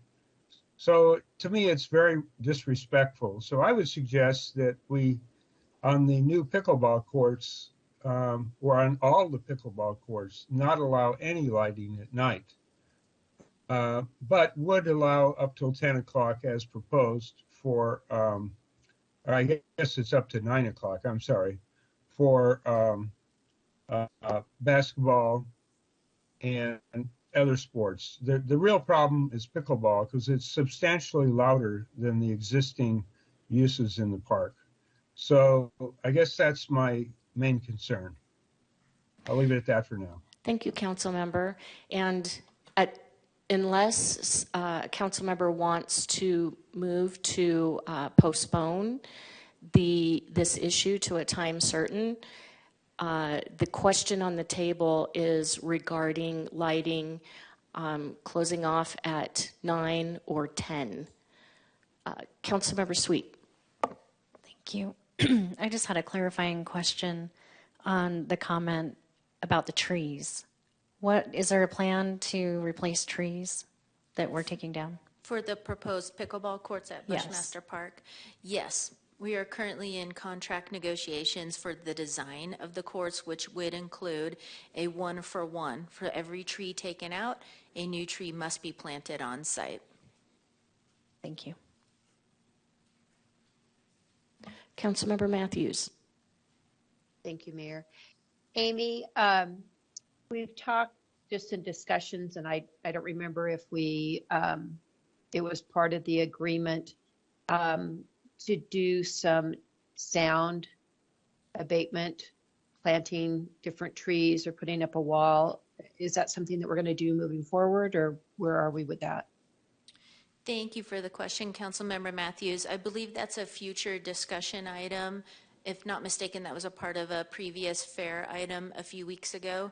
And that will be a part of the discussion with the design of these courts, which does go through the design review process here at the City of Flagstaff. So I think in combination with that future agenda meeting item for us here at City Council, which I don't think will occur till maybe at best mid-December. And then I'll also have some details from the design review process on just the design of these courts. So be able to combine the two into one conversation. Thank you. Additional questions or comments? Is there a motion?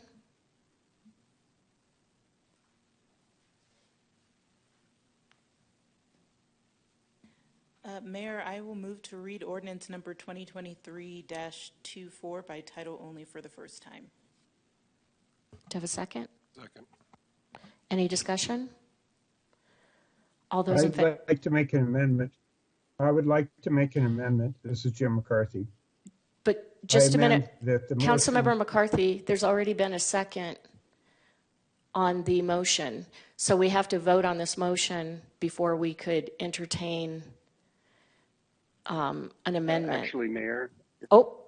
Actually, Mayor, this is Sterling. Hi, Sterling. Just wanted to jump in. Thank you. Technically, the amendment needs to be made before the vote is taken on the original motion. And then the amendment needs to be voted on to determine whether the original motion will be voted on with the amendment or without the amendment. Okay, my apologies, Councilmember McCarthy. No, all good, all good.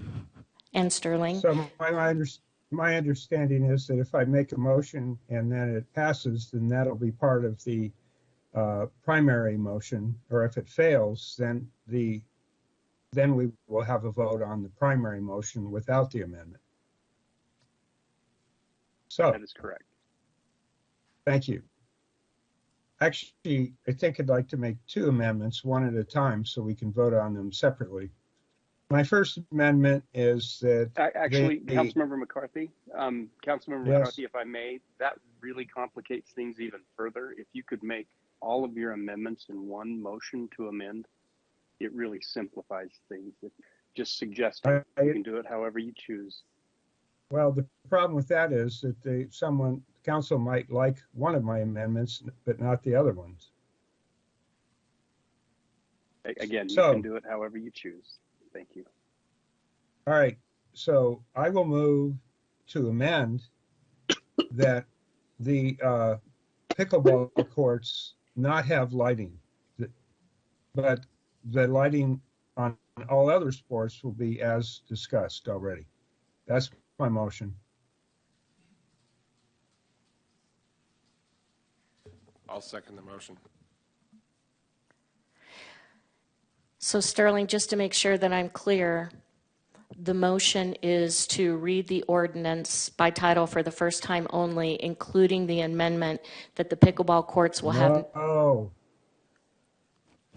we have to vote on the amendment. The mayor, right. Councilmember McCarthy, I think the mayor needs to finish asking your question first. And Yes, then thank you. I'll answer that, and then we'll go from there. Thank you, Mayor. Thank you. All right, so we are voting on the motion, and then we're going back. We're voting on the amendment, and then we're going back to the ordinance. If the amendment passes, then it will be incorporated into the actual first motion that was made to read the ordinance. If the amendment does not pass, then you're going back to the original motion as it was made. Thank you. And Kevin? So this is just a call for a vote on the amendment. We have a comment from Kevin Fensel. Hi, Mayor. Thank you very much. Kevin Fensel, Deputy City Attorney. I'm commenting because I assisted Amy with drafting this ordinance. And I just want to remind council that this ordinance is really about lighting in general. An amendment to this ordinance, we wouldn't put in this ordinance or in the code which courts are actually lit. And I think Amy mentioned earlier that you're going to be talking about the design of the pickleball courts at a future meeting. And I think that's when you would talk about whether or not to light these pickleball courts, because I wouldn't put that in the ordinance or in the city code. Because it would then pertain to every park. Not necessarily. It's just that this ordinance is specifically talking about sport court lighting and the hours that sport court lighting will be turned off. If you decide later on to not put any lighting on the pickleball courts, that'll work just fine with how this ordinance is currently drafted. I think where Councilmember McCarthy is going here, it would actually amend this ordinance. And what I'm telling you is I wouldn't put that type of amendment in this ordinance. I wouldn't put anything about specific pickleball courts in this section of the city code. This section of the city code is specific about when we light courts, not whether courts actually have lighting on them. And I see Amy nodding her head. Amy, am I correct here in how you would be if we don't want to light the pickleball courts, I think it would be at that future meeting. That is correct. So hearing that, Councilmember McCarthy, would you like to withdraw your motion? All right, I'll withdraw. Out of respect for our attorney's office, I will withdraw this, but it'll come up again. And then I'm going to make a separate motion. You need to see if the person seconding my amendment is agreeable to a withdrawal. Are you agreeable? I am, and I will just comment that I think this amendment is consistent with my original ideas of not lighting only pickleball courts. And I think that's a conversation we can still pursue contextually and specifically for future amenities around pickleball. So it's perfectly within my comfort level to withdraw seconding the amendment to the motion and having that conversation in due time. Thank you. All okay. right. So let me take a breath here for just a second. Let me just take a breath here for just a second. Councilmember Matthews, did you have a question about these specifics that we're talking about? I did, Mayor. Amy, I just wanted to have you restate, so it's clear in my mind, the ordinance the amendments that you're presenting today will be for the whole park at Bushmaster with these new hours, and the non-sport court parks will have the separate hours. And then we can, in the future, when we are talking about the design of the pickleball courts, that's when we can implement no lights. Thank you for the question. So for clarity, and I'll go slow and pause at each item if that helps. So the ordinance in front of us today is in regard to changes or amendments to the current city code.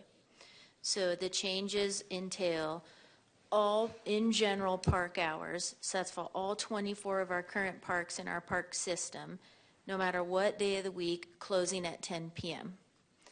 And then sport court lighting, wherever it exists, it just happens to exist in 2 large parks today, would end at 9 p.m. every day of the week.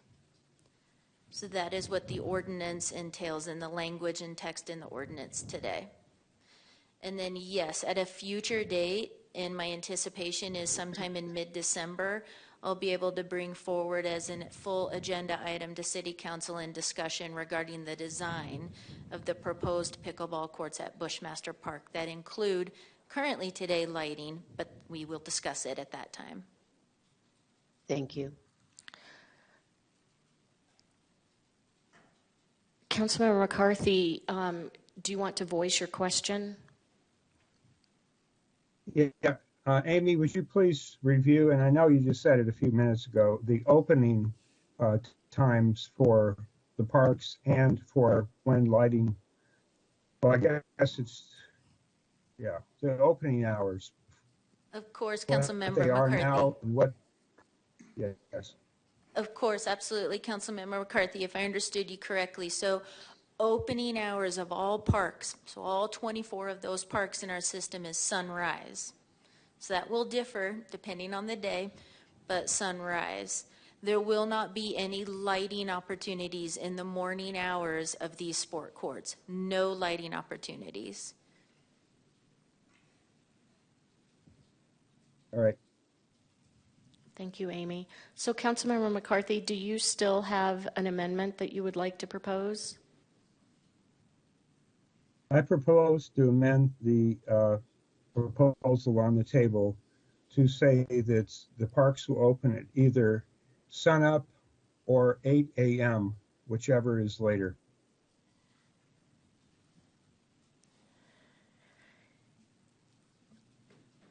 All right, do we have a second for that? And then we can go to discussion if there's a second.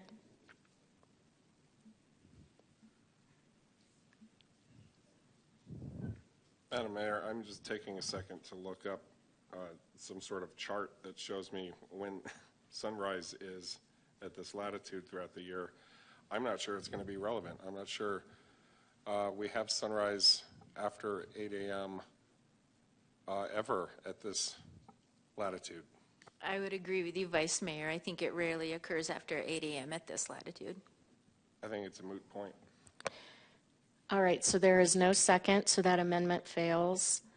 Now, we are looking for a motion to read the ordinance for the first time by title Mayor, only. we actually had that motion made. That's right. That was a long time ago, and I've forgotten. Seconded. We had a motion and a second, didn't we? All right, so any additional discussion? I just want to note that it seems that the latest sunrise ever occurs in Flagstaff is 7:35. Thank you. All those in favor? May I comment to that? The real issue is earlier than that. For instance, if the sun's up at 6 o'clock, can people make noise between 6 o'clock and 8 o'clock? The motion failed, so it's moot, but you're looking at it backwards. Okay, let's go ahead and take a vote. The motion, to remind everyone, was to read ordinance number 2023-24 by title only for the first time. All those in favor? Aye. Aye. Aye. Any opposed?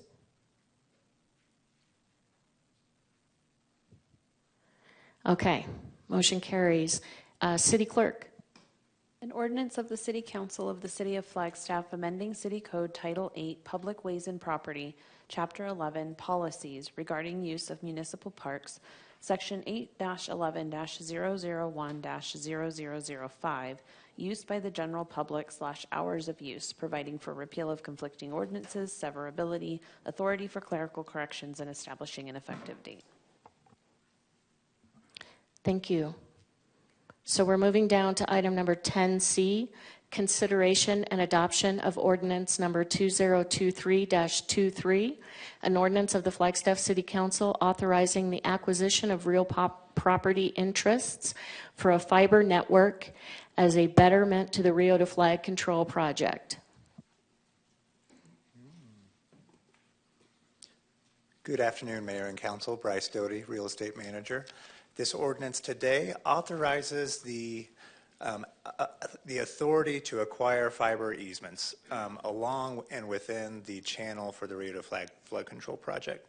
So Council has in the past authorized the right to purchase the easements that we need for the project. So you've authorized channel improvement easements, and this is just going to add the additional right, the kind of bundle of sticks, the right to put fiber within that line. As you'll see here, let's see. Just kind of giving you the visual here, but really all this is it's primarily all through existing right-of-way, but for those portions where we do need easements on private properties, we are going to ask for and acquire fiber easement rights so that we can run fiber as a betterment to the project. And these are the segment maps for the core. So these are identifying all the parcels that we need. The red line is just where we want to put the fiber. And that's starting at Francis Short Pond. And then we're heading south all the way to the railroad tracks. And then it's going to pick back up where the site of the new DCC is. And then it's going to run all the way down Mike's Pike, crossing Milton, and then terminating at Blackbird Roost down in the west of town. And so that's what this ordinance accomplishes. It's going to use the same legal descriptions as that we already have for the channel improvement easements, and we're just asking you to authorize it so we can begin sending out those offers. And that's all I have. Available for any questions. Thank you. Council, do you have any questions? Vice Mayor. Just at the risk of being obvious, this is very consistent with our desire for a dig once policy, correct? Correct. This will be part of the construction plan set, they'll place the fiber and then we'll either run it at a later date, but we'll have that conduit existing there so that we can run it. Any additional questions? I will entertain a motion.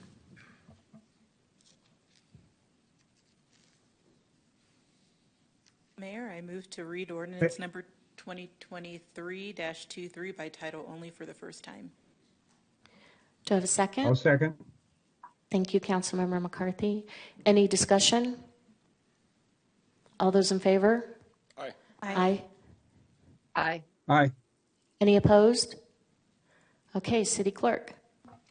An ordinance of the City Council of the City of Flagstaff authorizing the acquisition of real property interests for a fiber network as a betterment to the Rio de Flag flood control project, providing for delegation of authority, repeal of conflicting ordinances, severability, clerical corrections, and establishing an effective date.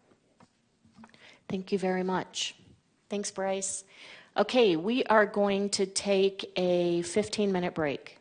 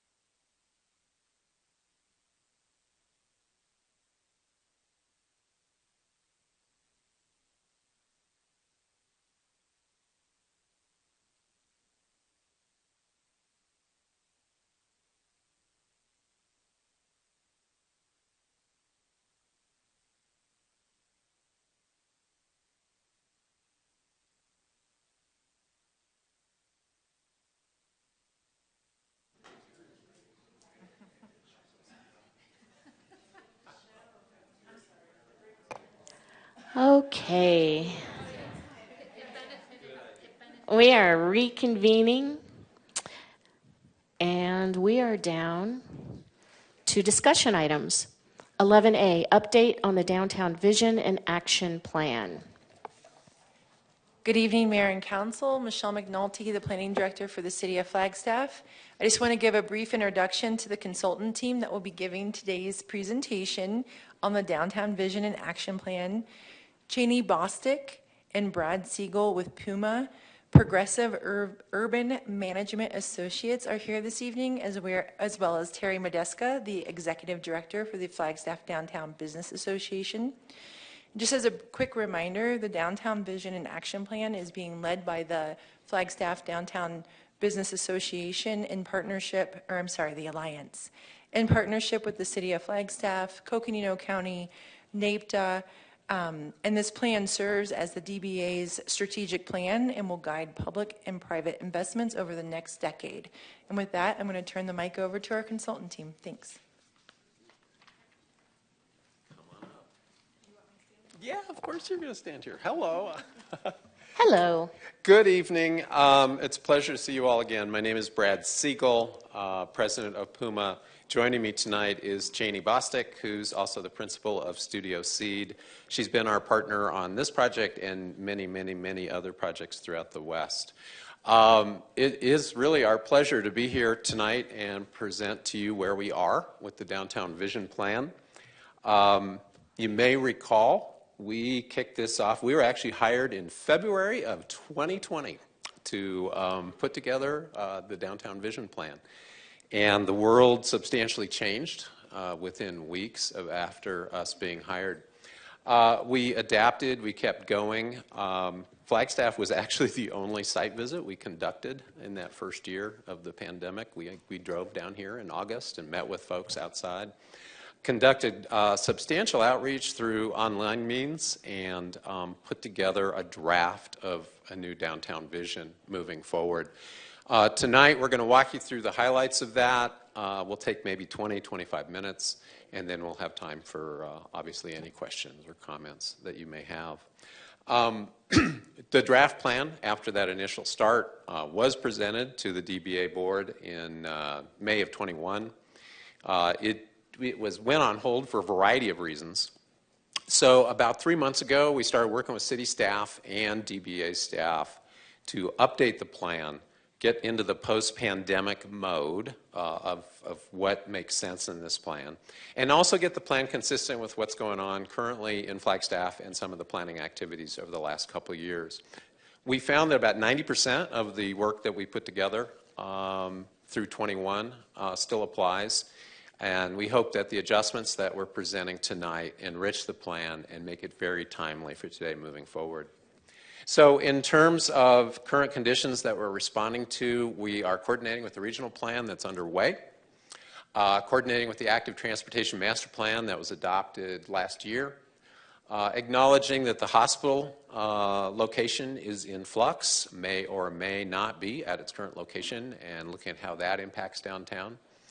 Updating the plan to reflect that we're no longer in a pandemic, we're post-pandemic moving forward, and also emphasizing policies and different ideas that directly address both the housing and climate emergencies. So at this point, we're hoping that we can refine the final plan over the next couple months. There'll be additional public input, review by different commissions within the city.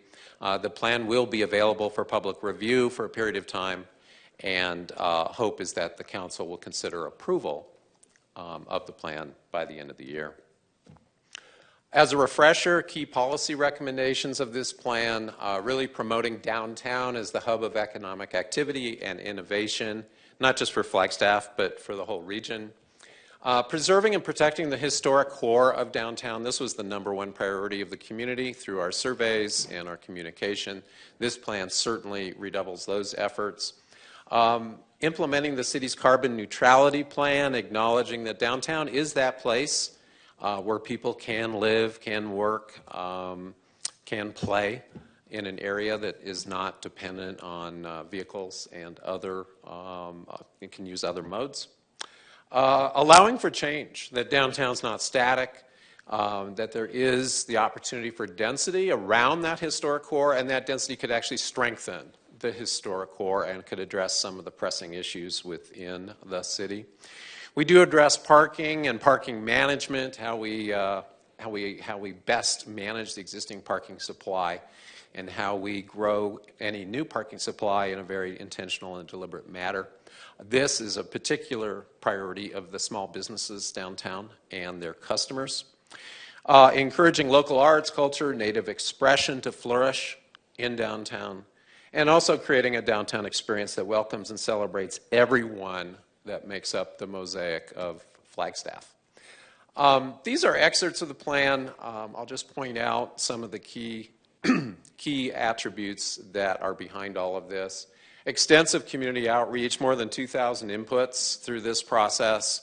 In some ways, the pandemic democratized some of our process by getting more input online, and then, of course, we had the on-site engagement as well.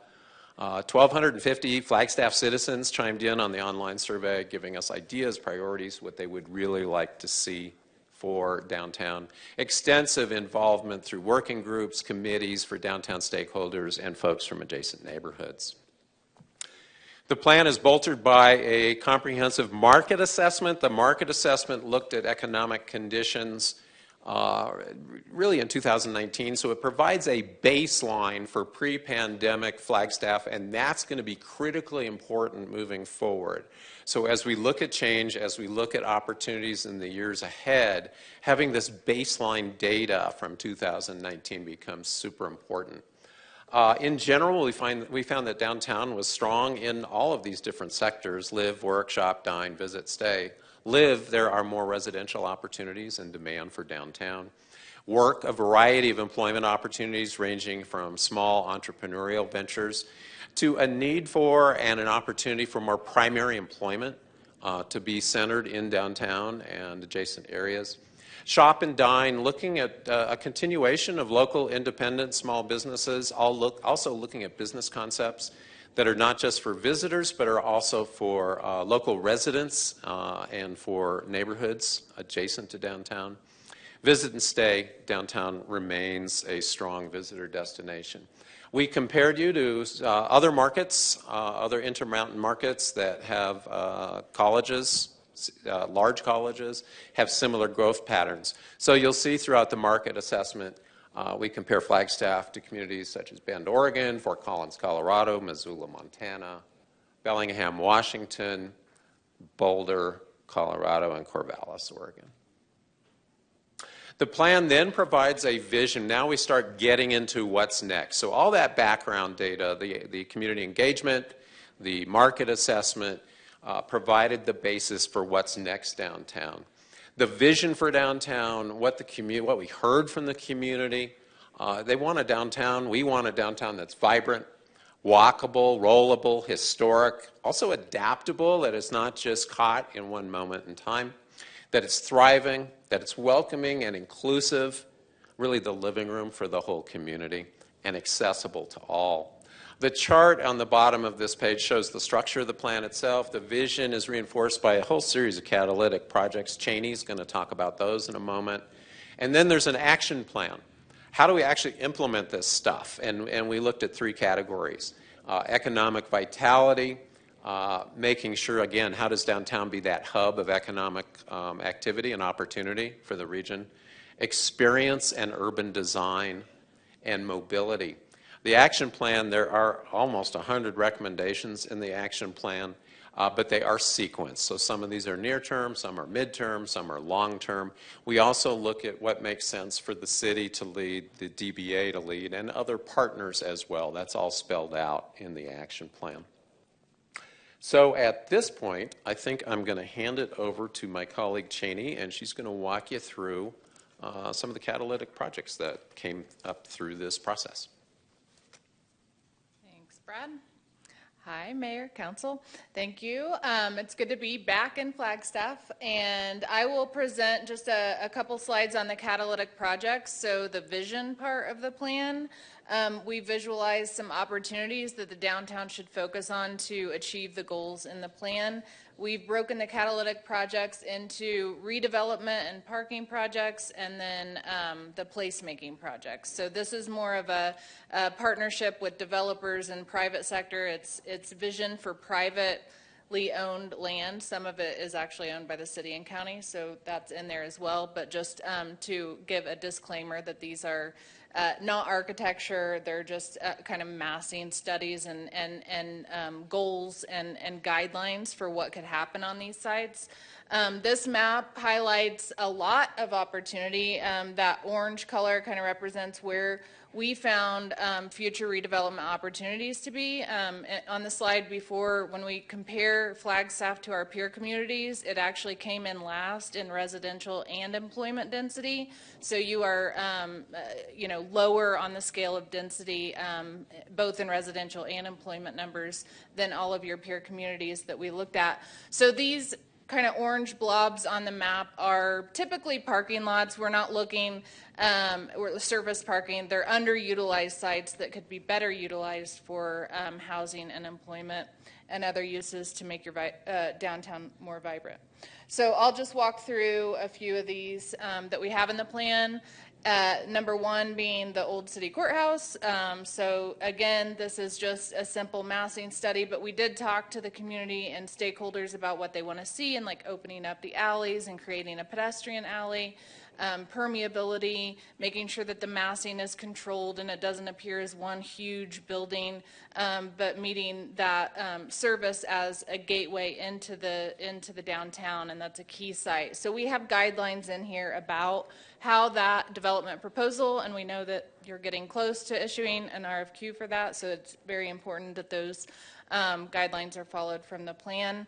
We also looked at county property, and back in 2019, 2020, it was in flux whether the county would stay or move out of downtown. We know that they are remaining in downtown, which is great and adds to that employment density that we need. But there are ways to look at better utilizing the county properties as well. So we look at infilling parking lots, adding parking structures that could be multi-use parking structures, serve the community, perhaps at night for nightlife activities, and then employees during the day. And then we have some other sites around downtown. Birch Avenue was one that we looked at. There was a synergy or a focus of underutilized properties. It's actually two banks. But as we all know in this day and age, going into a bank and doing everything's online. So what are those going to look like in the future, and is there a better use of that land? So we show some opportunities for providing housing and mixed use and bringing more activity into and around the civic core with the courthouse and the theater company as well. As well as the East Side Gateway, this is a major one. So around Verde and Route 66, we see this as a major opportunity. It's outside of the historic core. It is an area where actually it slopes down too. So it is an area where you could have taller buildings without impacting views. Again, if they're scaled correctly, and we have guidance in there for that. But that whole area is an opportunity for downtown to expand and thrive in the future as well. And then on the south side, we looked at Cottage Avenue. It's listed in the south side community plan as a main street for the south side. And so we looked at opportunities and concepts for, again, infilling those underutilized lots with more placemaking, pocket parks, active uses, housing, and mixed use. And then for the placemaking projects, these are more of the public realm. So we're talking here about public properties, streets, alleys, downtown connection center, and how those could be better utilized moving forward to serve your downtown. A listed as the Downtown Connection Center, which is now under construction, which is great. That's going to bring, and the Downtown Mile project, there's a lot of synergy between those two projects and the downtown plan, and that's one of the updates was going through the plan and making sure that we've accounted for those planned and funded projects. E is kind of all of those streets, major streets, gateways, really creating an identity. You've arrived in Flagstaff, directing people. If we want to get people out of their cars and walking around and using multi-modes, they need signage and directional signage to tell them where to go and what's downtown to see. This was a fun concept that came out of the plan, making LaRue a festival street, where it could be designed as a flexible space where cars are allowed to drive on it, you know, during the day and regular hours, but that during special events and festivals it could be shut down to autos and used as a pedestrian street. And so we have concept design in there as well, and also how it connects to the visitor center and the transit center.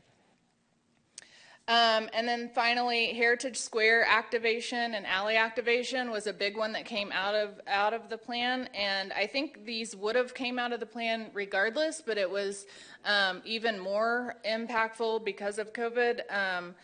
In our line of work, we saw this happen all over the country, that cities, you know, started to re-envision and reuse their downtown squares, their alleys, their streets even. We actually helped you guys implement your expanded use of right-of-way, that expanded cafe seating during COVID. We actually donated our travel budget to pay for like seating and things to make that become a reality. So we have worked on in many communities where this is becoming a trend, and you want to make these public spaces, which we used to think of as just for a single use for autos or for, you know, plaza space for events. Now they're becoming very flexible spaces, and trying to get creative with how those could be used in the future. So we also recommend Heritage Square and alley activation as a way to beautify and activate your downtown in different ways. And I'm going to turn it back over to Brad. Final 3 slides. We just wanted to summarize different edits that have been made to this plan. So back in 21, when we were reviewing the first iteration of this, there were a number of edits. The county, again, had changed its policy about moving out of downtown. There were some language and some history edits that we made. Updated ground floor uses to allow more than retail. This is also going to be important moving forward. Storefront activation, a priority not just in Flagstaff, but virtually every community we're working in right now in a downtown. So include co-working, incubators, maker spaces, smaller leasable spaces that small local businesses can afford. We've done a lot of work with the DBA, and there's a section of this plan that looks at strengthening the DBA moving forward.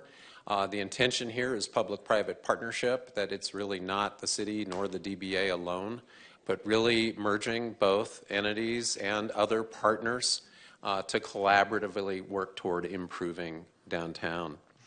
Major edits this go-round. So within the last couple months, working with city staff, working with the DBA, we updated got rid of a lot of pandemic language since we're past that. Looked at some historical context and Navajo origin language and worked with cultural resources within the city to make sure we got that right. More responses to the urgent housing and climate initiatives and needs that Flagstaff has continued to focus on the last couple of years. Coordination with Regional Plan 2045 and Planning Department goals, and a lot of discussion over the last few months with the planners. Coordination with the Regional Transportation Plan, Downtown Mile, and also just updating the plan to acknowledge some of the investments and projects that are currently underway. So last slide, next steps. We're here. The engagement with the community will continue with DBA and staff working with different commissions over the next 4 to 6 weeks. We do propose to put the plan on the DBA, perhaps city website, and launch a survey where people can review the plan and give us their thoughts. What do they like? What do they not like? Anyone in Flagstaff would have the ability to opine on that. And then Michelle knows more about this than I do, but then back to you, not for adoption, but for approval, a formal approval process coming back to you before the end of the year. So with that, any final thoughts, Terry or Michelle? Great. Just happy to answer questions. Yeah, so we're happy to be here in person, live, and happy to answer any questions. Thank you. Terry, are you sure you don't want to say anything? Mayor, Vice Mayor, council members, if given the opportunity, I would love to add comment. Well, thank you. Again, Mayor, Vice Mayor, council members, I'm Terry Medexa. I'm the Executive Director of the Flagstaff Downtown Business Alliance. As Brad said, it is our pleasure to be here tonight in person with our consultant team to share this update. There's been a lot of work that has gone into reinvigorating the plan to make sure we're working with current city, county, mountain line, and community priorities. That's all been folded into this draft that you have before you. There is still time, though, for us to seek not only your feedback, but feedback from our community partners and Flagstaff residents at large.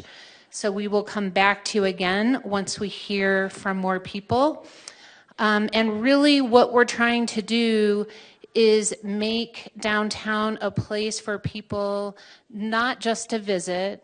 We love our visitors. We want to keep our visitation strong.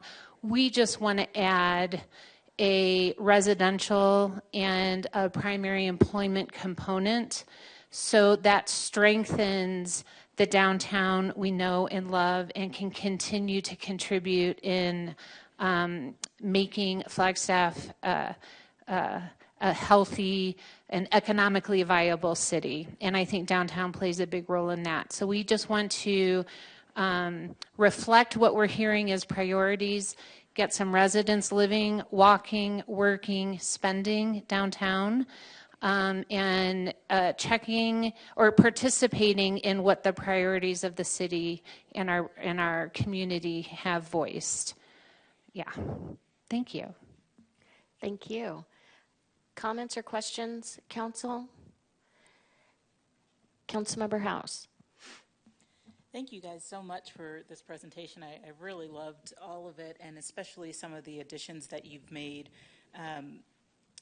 I did have a question about the action aspect of it. I was reading through I think it's chapter 5 or towards the back, discussing the implementation, and I'm wondering if you can just give us a little bit more of an overview of how we move this from vision into action. Yeah, I'll let Brad speak first and chime in after. So Brad. Thanks, great question. We've worked in many communities that, there's some frustration with past planning efforts. We did this great plan, it was wonderful, and then bam, nothing happened. So we actually pride ourselves on strong implementation strategies, so I'll just preface my comments with that. There are those 3 different bundles that I mentioned earlier, and there's an anticipation that the DBA and the city would be shepherding or leading those bundles. We have carefully sequenced what makes sense. We don't want to leave you with 100 ideas and not a roadmap of how are we actually going to do this stuff. So part of these ideas, maybe a third of the ideas, make sense in the near term, which is the next couple of years, and then the next set of ideas fold in, and then the next set of ideas fold in. So it is sequenced. The plan also looks at financing, and that's often an overlooked aspect of a plan like this. So we look at a variety of different financing sources. Some of those are cities, some of those are the DBA being more entrepreneurial moving forward. We also look at how other mechanisms that are being talked about to solve citywide challenges could be employed in downtown. So for example, community land trust, I believe, is something that's on the front burner here. That could have applications downtown as well. It's not just other parts of the city. The last thing I'll say is that, really to directly answer your question, implementation will depend on the strength of the partnership that's being developed here. So I mentioned earlier public-private partnership, and we do have recommendations on the DBA side. I think I'm not out of school by saying that one of the reasons we were hired is a desire to have a stronger DBA moving forward. Downtown business alliances are common in cities throughout the country, throughout Arizona. I will say that yours in the past has been undercapitalized and has been spread very thin. So we do have recommendations for the DBA to strengthen them, to diversify their funding, and to be a more active partner with the city moving forward. And then there are other partners. I think some of them are in the room today, but there are other partner organizations as well. So implementation to us really relates to the strength of this plan, helping to create a public-private partnership where the city, the DBA are the core. There are other partners, and hopefully guided by the sequencing and the resource options, we can get some stuff done. Mayor, Vice Mayor, Councilmember House, I just wanted to add to that. Puma, as our experts, came in and created this plan. The implementation strategy is just that. This is provided to us by our experts, but I want to point out that it has been vetted by city staff. We have had active participation from, I think, every single division at the city, not just from the division director level, but from staff as well. So from beautification, from parks, from economic vitality, from planning, they have all had the chance to review and weigh in and actually provide feedback specific to the implementation. Yes, we can do this. No, we cannot. And that has been reflected. So I think what we have at the end of this process is going to be a document that is doable, it's achievable, it's something for us to accomplish, and it's something for us to measure. And that was built with partners at the city and the county. Thank you. Thank you. Other questions? I have a question regarding feedback. What would be a productive way for people to comment and give you feedback on this before it comes back to council? Mayor, Vice Mayor, Council, we're working really hard to sort of figure that out. We are going to post this plan on our website.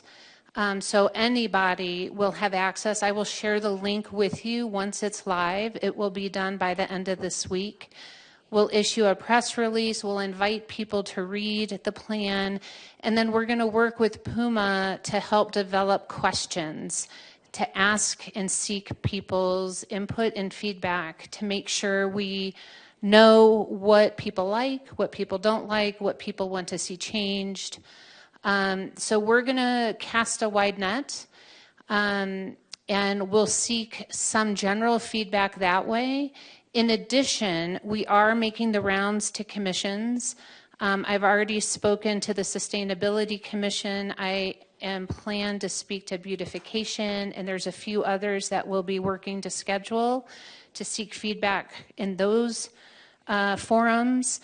And then we have also sent this out sort of specific to community partners.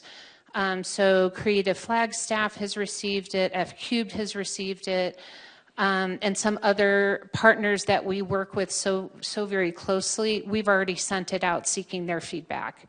So we'll keep working at it. We want to make sure we come back to you with a good story and some broad support. Thank you. Thank you. Councilmember Sweet. Thank you, Mayor, and thank you for coming in and being here in person. Great to see you. And I also wanted to thank you for donating the furniture from your travel fund. I didn't realize you did that, so thank you. Customers definitely enjoyed that. In no particular order, I just wrote down some comments that, this plan, I dove deep on it, and I'm very supportive, and I can see the collaboration that it took, and I appreciate that everyone worked together on this. And it does include tackling our housing and climate emergencies, and I think that's important for everyone to remember. And it creates a live, work, play experience for our residents, and I love that. And it has vision, and it has tangible things that we can do to make that vision happen. And I think that's very exciting. I love our downtown. I am just beyond thrilled to see that there is that vision, and I hope that I'm here to see everything come to fruition because it's going to be an amazing place. It already is. It'll just be even more amazing. And I just want to thank you all again for all of your work. Yes, thank you. And if there are no additional comments, do you have a comment, Vice Mayor? Oh, sure. I don't want to take up time on the mic just to hear myself talk, but I do suppose I want to weigh in, and I think this is the appropriate location and time to telegraph some of my own thoughts and the ways that I think about this and the way I process all of it. Very glad to have you guys on board. It's so nice that we're going through this process, that it's a public process, that it's being well engaged and over time, and that you're capturing changes in attitudes as our city continues to evolve and experience uncertainty in a lot of ways, and just rolling with the punches in so many different ways. I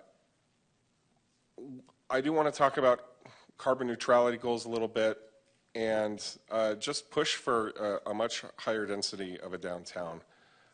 This is kind of a new way of thinking for a lot of people probably, but I think the future of Flagstaff is going to be at its best if we have lots of density downtown, more residents living downtown. This includes taller buildings. It includes parking headaches, and thinking about the way we get around and our view sheds and just a lot of different things. We're going to have to be able to open up to and embrace some urban philosophies and ideas for our downtown region. It's very important that we do that, otherwise we end up with sprawl and we end up with a community that's just spreading out like cultures on an auger plate, unchecked. That pressure will go where it can, and it's important for us up here to really facilitate that conversation and help move folks along on it. The importance of a vibrant urban downtown for a town this size and for a town that's going to continue to grow has really been impressed upon me, and I do feel it's incumbent upon me to carry that message forward and to help people evolve in their thinking with how Flagstaff should approach its near future. We can protect what we have on the outer rim, on the outer ring of what Flagstaff is, by leaning into some of the possibilities that are available to us in the modern urban environment that Flagstaff could potentially offer us. And the most important thing in this whole process is that there's public input, there's public buy-in, and that it's a very transparent, honest, authentic conversation. And feel very privileged to be a part of it and to be a part of the hive mind that is going to be thinking through some of these things in the past, now, and at least for a little while into the future. And really looking forward to all the exciting innovations that we're going to experience and explore together. Thank you. Councilmember Sweet. Thank you. And just to expand a little bit, I do appreciate in the plan that it is intentional density. And if you look at the locations, it kind of bookends our downtown. It doesn't take away from the historic value. It really does add that in the right spot. And I appreciate that you looked at that. Thank you. Mayor, may I provide a comment? Thank you. Mayor, Vice Mayor, Council, these comments really are so wonderful to hear. I just wanted to sort of expand a little. You heard Brad mention that we started this process a long time ago, and for a variety of reasons we were delayed. But that delay, while unfortunate, has actually brought us to a place where I think as a community and as policymakers, we're able to look at downtown as a place for some potential density in the right places to fit our environment. 3 years ago, we were very skeptical of even using the term gentle density. And now, 3 years later, with a housing and a climate emergency, and existing surface lots that are underdeveloped, we're now able to have this conversation with downtown as part of the solution. And so to me, yes, we've been delayed and there have been frustrations, but we're in a place right now where I think this community and our policymakers are ready to have this conversation, and downtown is part of it. If there's going to be any kind of density, downtown is the right place. It's walkable, it's accessible to transportation. We have surface lots that could be developed. We're not looking at taking down buildings or trees. We're looking at underdeveloped parcels as they stand today, which are asphalt. And so to me, thinking about how the perimeter of our historic core can redevelop is very exciting. And I think that the timing, despite the unfortunate delay, the timing is right. Thank you. Thank you, Terry. All right, I'm going to take public comment. We have Jonathan Stone from Creative Flagstaff.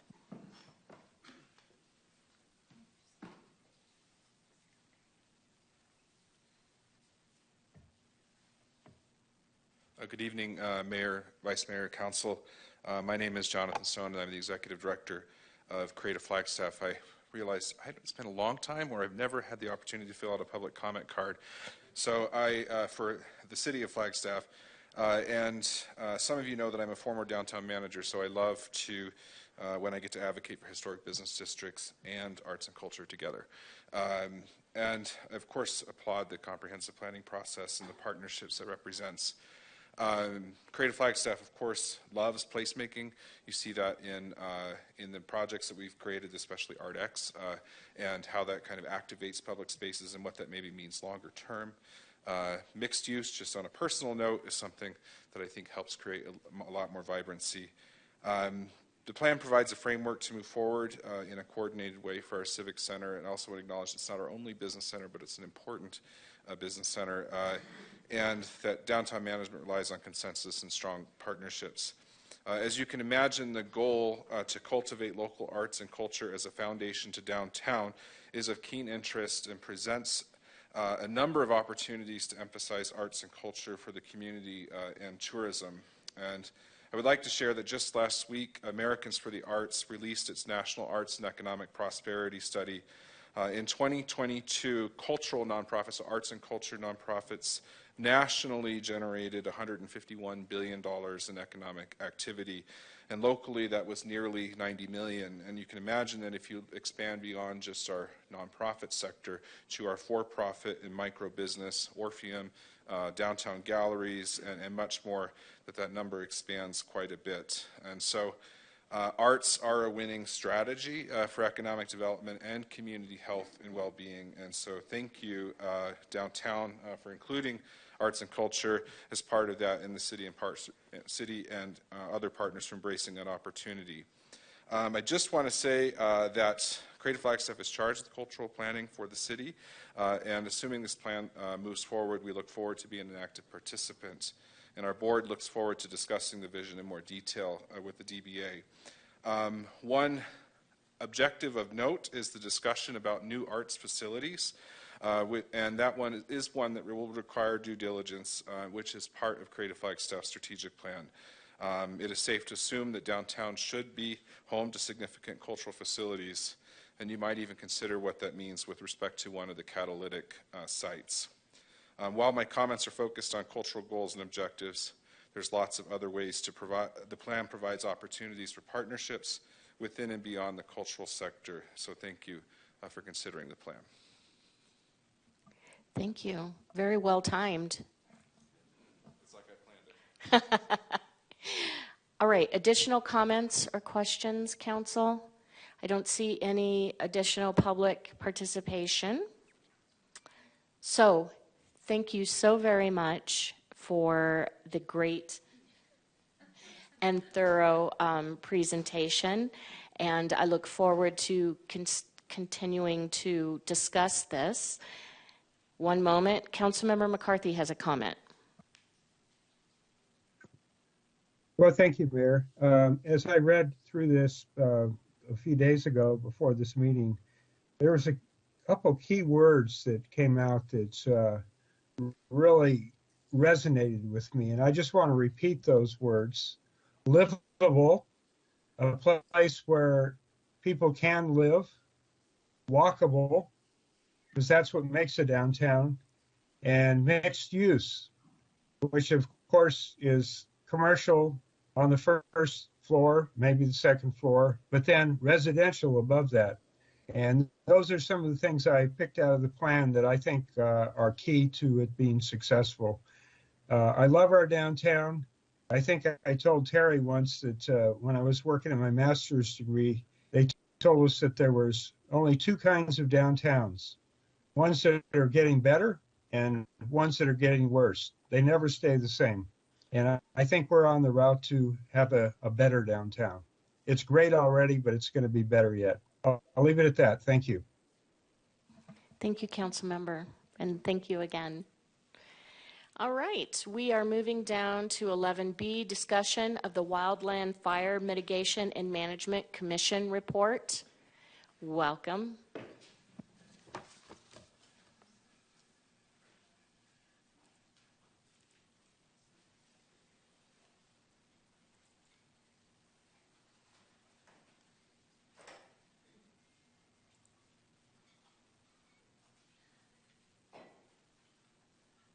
All right.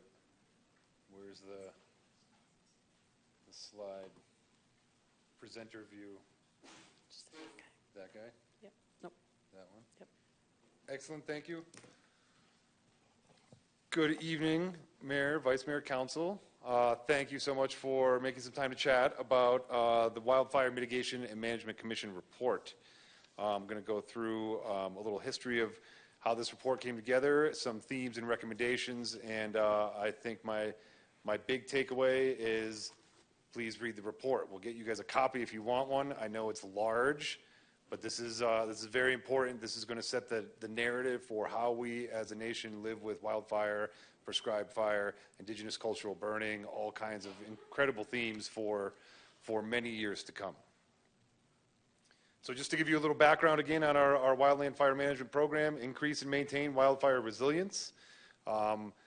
Thinking about the mission and vision of our city, our fire department, our wildland fire management program, this report aligns with everything that we are doing in our community and takes it to another level of thought on how we can solve some of the problems that we're experiencing, not just in Flagstaff, but in areas all over the country. And so one thing that we really based this report on is something that started in the 1970s, a previous commission that was created with the task of providing a report to Congress. They've created a report called America Burning. And so May 4th of this year marked the 50th anniversary of the release of the America Burning Report, the National Commission on Fire Prevention and Control's comprehensive study of fire safety and prevention that revealed the tremendous scourge of fire on the nation. The America Burning Report was a watershed moment in the history of the fire service. This created the U.S. Fire Administration, the National Fire Academy, and the Federal Fire Prevention and Control Act of 1974. So creating a federal administration to support municipal and local fire departments and districts, providing guidance for things like smoke detectors that came out of this report. It was a just very transformational document. And the Wildfire Mitigation and Management Commission was largely based on a similar hope and expectation that our report, created with experts providing recommendations to Congress, could create a narrative that will revitalize our national relationship with wildland fire in the way that this report really made a lot of significant changes for urban fire. So defining the crisis. This one's a fairly easy slide for us in Flagstaff. This isn't happening somewhere else. This is happening here. And unfortunately, this is happening all over the country. Earlier this year, there was wildfires making the news in Rhode Island and Wisconsin. This is a national crisis. On this map, we can just see the projected change in annual fire probability from across the country. So this crisis really, as we think about it as well, is an international crisis. We had a lot of areas in this year getting smoke from fires in Canada. So looking at resilience to natural or unnatural fire effects is something that happens all over the globe right now. So defining the crisis, really thinking about how many communities are threatened by wildfire, Between the years of 2005 and 2022, nearly 100,000 structures were destroyed by wildfire. So again, really setting the tone here, the need, the scale. This commission really addressed a national crisis. So the background.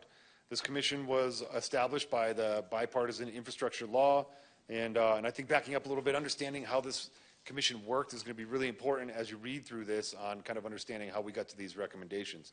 So this background, I think, is really important. So we were tasked directly with very specific language around some recommendations, but we also had very wide sideboards to think outside the box on some needs that weren't necessarily in the statute of the commission that as a group we decided were very important to go after. 50 members from very diverse groups. There's actually 2 reports. The first one was based on aviation, and that was submitted in February of earlier this year. It really looked into the reality that we're using second-hand air platforms. We're not using aircraft designed specifically for responding to wildfires. We're using other aircraft designed for other things that are being retrofit to respond to wildfires. And again, similar to what this report gets into, our workforce, trying to figure out, do we have the right people at the right place with the right skills to utilize these resources? And so the 50 members on this commission, we had 14 federal members from different agencies, 36 state, NGO, academic, and other seats. It was nonpartisan at all. At no point did politics come into play with this. It was really incredible, the diversity of folks in the room and how we all work together. You know, one day we're on the phone calling somebody from an NGO in Southern California. The next day we're talking to a rancher in Southeast Oregon. We had every bit of energy in the room of people who are being impacted by wildfires across this country, and all focused in a very positive way. And so work groups were really the energy behind this process. We had 10 work groups. I led the response coordination group and participated in landscapes and workforce. And so the report is not following these work groups directly, but this is how we organized our work. So each work group would come together and create findings, and then we identified recommendations that had to be related to a finding. So the issues and the recommendations were tied together. It really was a collaborative process in the sense that every single work group recommendation that ended up in this report was a consensus-based process. So when we would go through and develop recommendations, there was a work group vote that you either loved it, you could live with it, or I can't live with it. And anything that receives a can't live with it, we went back and as a group went through that. And if we couldn't get to consensus, that did not make it out of the work group. Once that work group came through with a final set of recommendations, it went to the entire commission, and then once again, that entire commission got to vote. So every single one of the 148 recommendations in this report was submitted and or approved by every single commission member. So very strong consensus through this process. Public comments were received as well. There was over 500 submissions. The individual commission members received themes and common messages from the staffers of the commission. We obviously couldn't go through every single one of these individually, but there was a lot of work in this final report that came from outside groups contributing through the process, and other subject matter experts that weren't necessarily appointed to the commission as a voting member, but were able to contribute their expertise through the process. So 148 consensus-based recommendations, 340 pages. I'll be honest, it's about 200 pages that are really the line-by-line narrative for each recommendation. So again, it is overwhelming. The first night that we had the final draft available for review, it took me about 3.5 hours to get through it. So it's doable. The themes that I really want to go through and kind of the organization here, the report itself reads as if you're walking through a timeline of before, during, and after. So chapter 1 all the way through chapter 7 really thinks about what we should do before a fire, what we do during a fire, and how our communities are dealing with things after a fire. So really that work group framework is translated into this cycle of fire. And then the themes, fortunately in Flagstaff, I feel like a lot of these themes are kind of just accustomed to us. This is a way of life for us. Collaboration, investing in resilience really is something that I think we've seen tonight come up quite a bit, never mind through this report. But one definition I really want to work with you on here, enabling beneficial fire. So that is a theme throughout this report, and it's a complex issue because we're talking about all these negative impacts of fire, and we're recommending a lot of these solutions that involve fire. And so beneficial fire can prevent catastrophic fire. And our term, beneficial fire, includes wildfires that are doing some sort of positive impact on the landscape, so a beneficial wildfire, prescribed burning, and indigenous cultural burning practices as well. And one of the selected recommendations I wanted to start with here was recognizing tribal cultural burning practices. Throughout this report, this is one of the narratives that I'm most proud of, where we're not saying indigenous cultural burning is going to solve the wildfire crisis that's been created over the last 150 years, but it is an important part of fixing our relationship as a country with fire. There were communities that were burning and living with our landscapes in a positive way for 10,000 plus years, and that was stripped away from them. It was criminalized, it was excluded from their communities. And restoring this practice is going to be a really vital part of how we move forward. Not because we know this is going to solve 1 million acres, but even if it's a small acreage, it's the right thing to do, and it's really important that we recognize this history and how we engage this practice moving forward. Supporting collaborations, again, solutions. This isn't a federal problem. This is a national problem. And federal agencies alone will not be able to solve this. Just like we see with FWPP and 4FRI, federal agencies alone are not going to be the problem solvers in the room. We've got to work together as communities at every level of society. Reactive to proactive, we've got to get in front of this. Every time we're spending money responding to catastrophic wildfires, it's more expensive. It's diluting our capacity as a municipality. It's hurting us when we're responding to these incidents rather than preventing them in the first place. So through significant investments and proactive planning, we know we can reduce these risks and these costs afterwards. And again, investing in resilience, the wildfire crisis needs to be funded, staffed, and acted upon like the national emergency that it is. To do less is to resign ourselves to tremendous costs and losses. This is, again, in this report, a narrative that goes through here over and over. A lot of these solutions, we know what we need to do, but this narrative puts those solutions into action if we can actually get together and implement these things. And again, enabling beneficial fire. The prescribed burning needs to scale up, cultural burning needs to be reintegrated into our landscapes, and wildfire managed for resource objectives needs to continue. Luckily here in Region 3, Arizona, New Mexico, we're really good at doing beneficial wildfires. I just spent a week on the Still Fire over by the Blue Ridge Ranger Station, and that was a natural ignition that was started by lightning. That management efforts started to turn that into a much larger footprint, and it became over 10,000 acres of beneficial fire on the landscape. And so really using all the tools in our toolbox to implement these solutions is going to be needed. And so I just wanted to show you guys quickly, this is what beneficial fire looks like in a Ponderosa Pine ecosystem. This was the Still Fire over by the Blue Ridge Ranger Station. So again, the fire's staying on the ground. It's consuming needles and grasses and small shrubs, small trees. In some places, it may actually climb up the trees a little bit, but it's not running from tree to tree. It's just staying on the ground, and you can see a few of the people with drift torches over there on the right side putting that fire down. And so this is beneficial fire right here. This is exactly what our community and our landscape is looking for.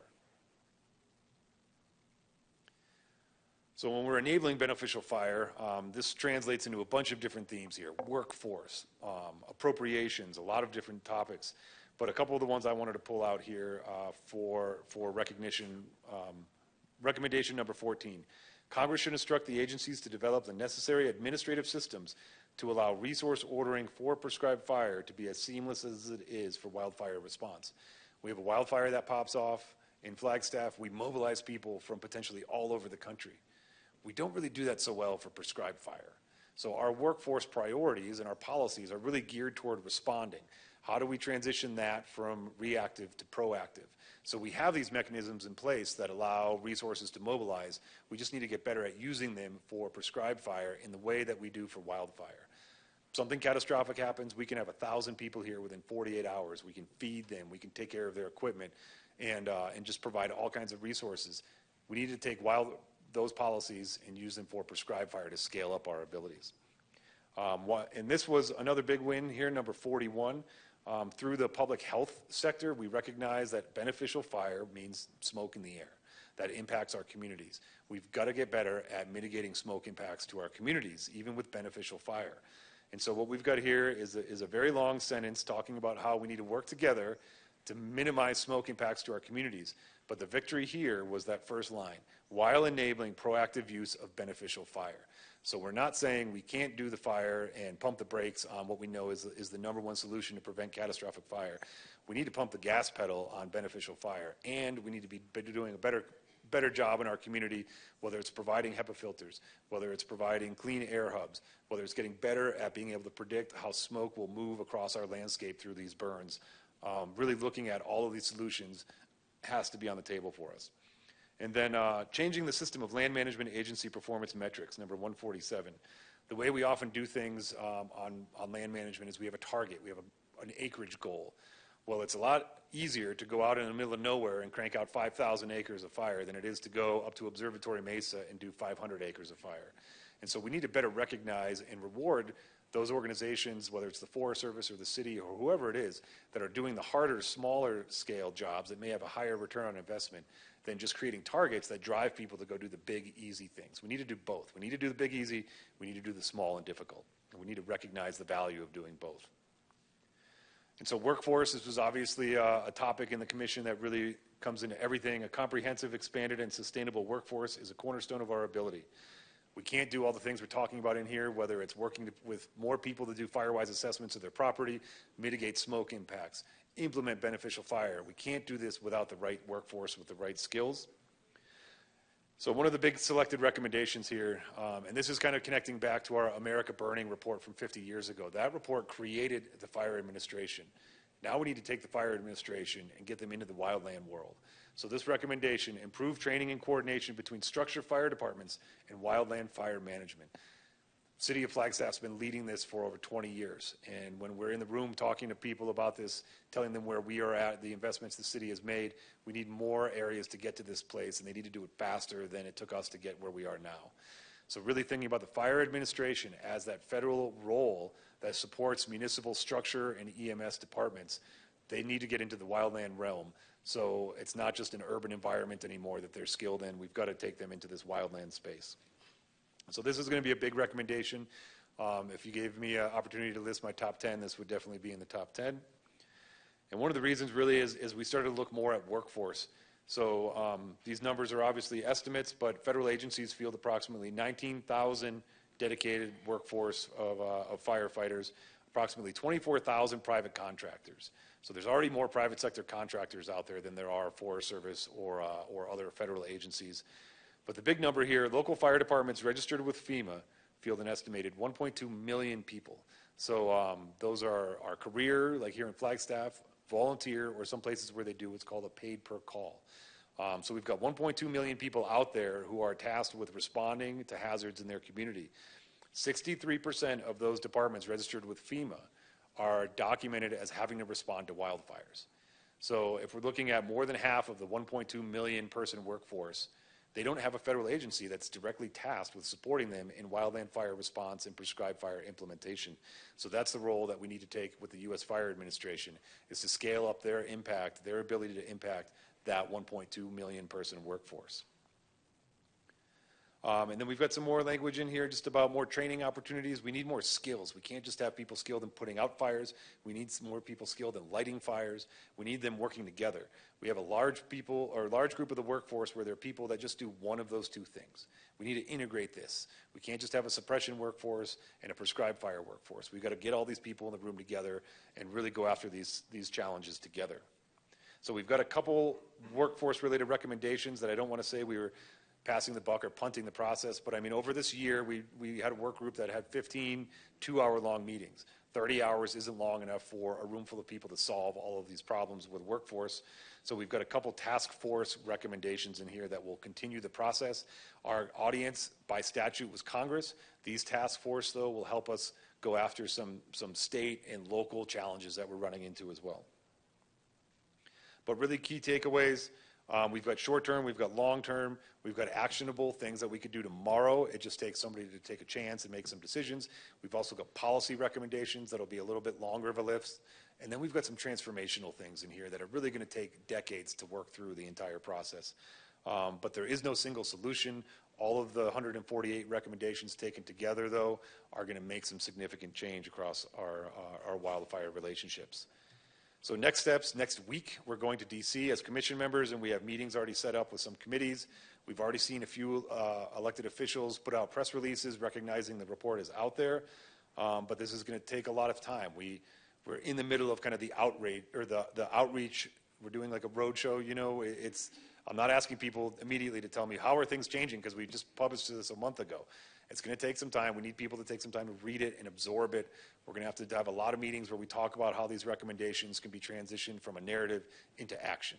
And so I don't expect some of these things to happen overnight, but some of the stuff I think is positioned to be able to happen rather quickly.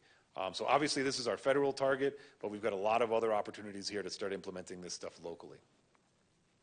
So I know that was kind of quick. There's a lot in there. Happy to answer any questions. Thank you, Neil.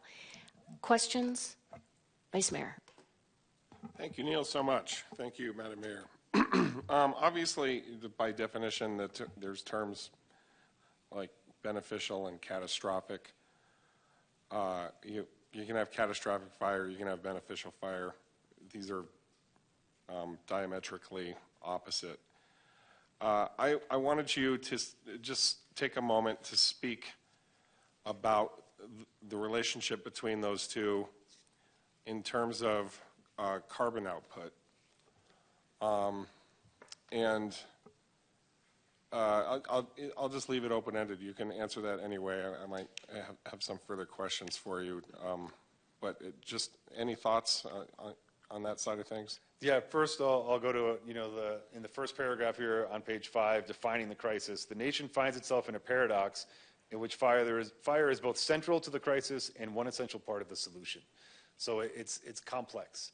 High severity fire in some ecosystems is a natural part of that landscape. It's really inconvenient if there's a town right below it and rain falls on that, and so that catastrophic fire may not be as catastrophic for that landscape, but it's really catastrophic to the community below.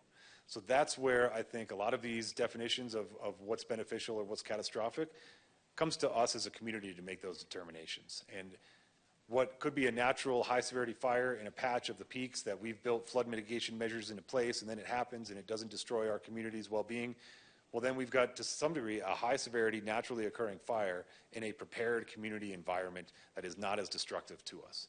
And that we don't have to mobilize this big post-fire mechanism of funding and staff time and community impacts. So fire is local, and every little fire that burns has a different impact. We could have 20,000 acres of the pipeline fire or 2,000 acres of the museum fire have similar impacts on the community. So it's incredibly variable. Carbon-wise, again, we know that mitigating carbon losses and keeping that carbon stored in big fire-resistant trees is the best thing we can do for our forests to reduce our emissions. The ponderosa pine forest evolved to store that carbon in those trees, not to have it in a whole bunch of little trees. We're also getting a lot more science that shows the bigger trees, even after ecological thinning takes place, they start growing even faster and absorbing more carbon. So really, as we have in the latest update of the carbon neutrality plan, again, all these things align. Having a healthy, fire-adapted ponderosa pine forest that keeps that carbon in those trees, even though we may be putting fire into that landscape to maintain that natural fire-adapted structure and pattern, there's going to be some smoke in the air, we're still maintaining the majority of that carbon in that natural structure and pattern versus releasing it through the prescribed burns. Thank you. So a second but related question. You mentioned the carbon neutrality plan and the synergies between what you're doing and the carbon neutrality plan. We do have on our next agenda item, looking at the citizens petition, adding new priorities to the carbon neutrality plan. I just think this is maybe your opportunity to speak to that a little bit from your perspective and offer us any thoughts that you want to provide on that topic. I don't want, again, open-ended. I'm not looking for anything in particular. I just think this is your chance to sort of let us know where you think those synergies are and where you think the gaps are, and if you have any opinions about the citizen petition, now would be the time to share them. I know we work very closely with Nicole and Jenny and the whole sustainability team. We're on the phone with them and in meetings all the time going through this. And I think we put together a great package. And I think if there's people in the community or in the city or other places that have ideas on how we can improve that, then I'm all for it. And so I'm completely open to hearing what other people think about how we can package the priorities and the needs. I think it's got to be something, again, like this report. It's got to be more than just words on paper. It's got to help us figure out how we turn this into action and what kind of difference that's going to help us make in the community. So again, it's these things change. I mean, if you look at what our FWPP priorities were in 2012 when the bond passed versus where we are now, it's a pretty good evolution. And you know, we need to facilitate evolution and evolve our challenges and our problem-solving strategies as much as possible. So totally open to having these conversations. We've met with Tom and his group before and had some great dialogue. So looking forward to it. Thank you. Councilmember Matthews. Thank you, Mayor. Can you hear me? Yes. Thank you.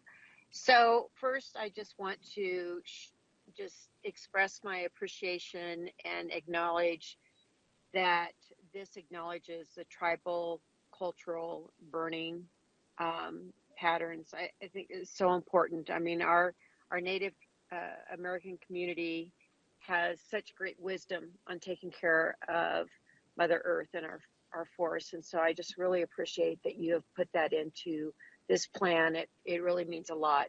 And I also just want to emphasize how critical it is to focus on fire management and mitigation. I've read numerous articles about California, who in a lot of ways is on the forefront of reducing their carbon emissions, and then it all goes up, no pun intended, or maybe it is, up in smoke with all their fires, and they're set back 20 years in their efforts. So this is really exciting.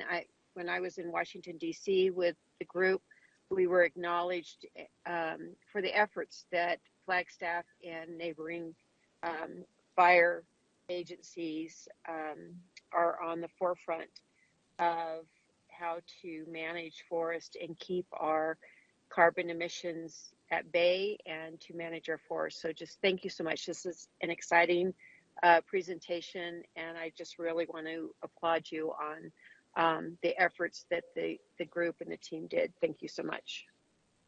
Thank you very much. You know, the tribal part, I think I could sum that up. We had a wonderful partner from the Cultural Resource Fire Management Council, I think they're called, in Northern California, Margot Robbins, and she said, it's not just our landscape that's fire adapted, our culture is fire adapted. And that kind of opened a whole new space in my head of the importance of the work that we're doing. Thank you. Additional questions, Council? Because I have a few. Yes. Mayor, if I may, just to comment, we're so proud of Neil's participation on this. I'm going to call it a historical commission. The reference he made earlier, America Burning, for people of my generation, when we joined the fire service, we were beginning to implement those measures.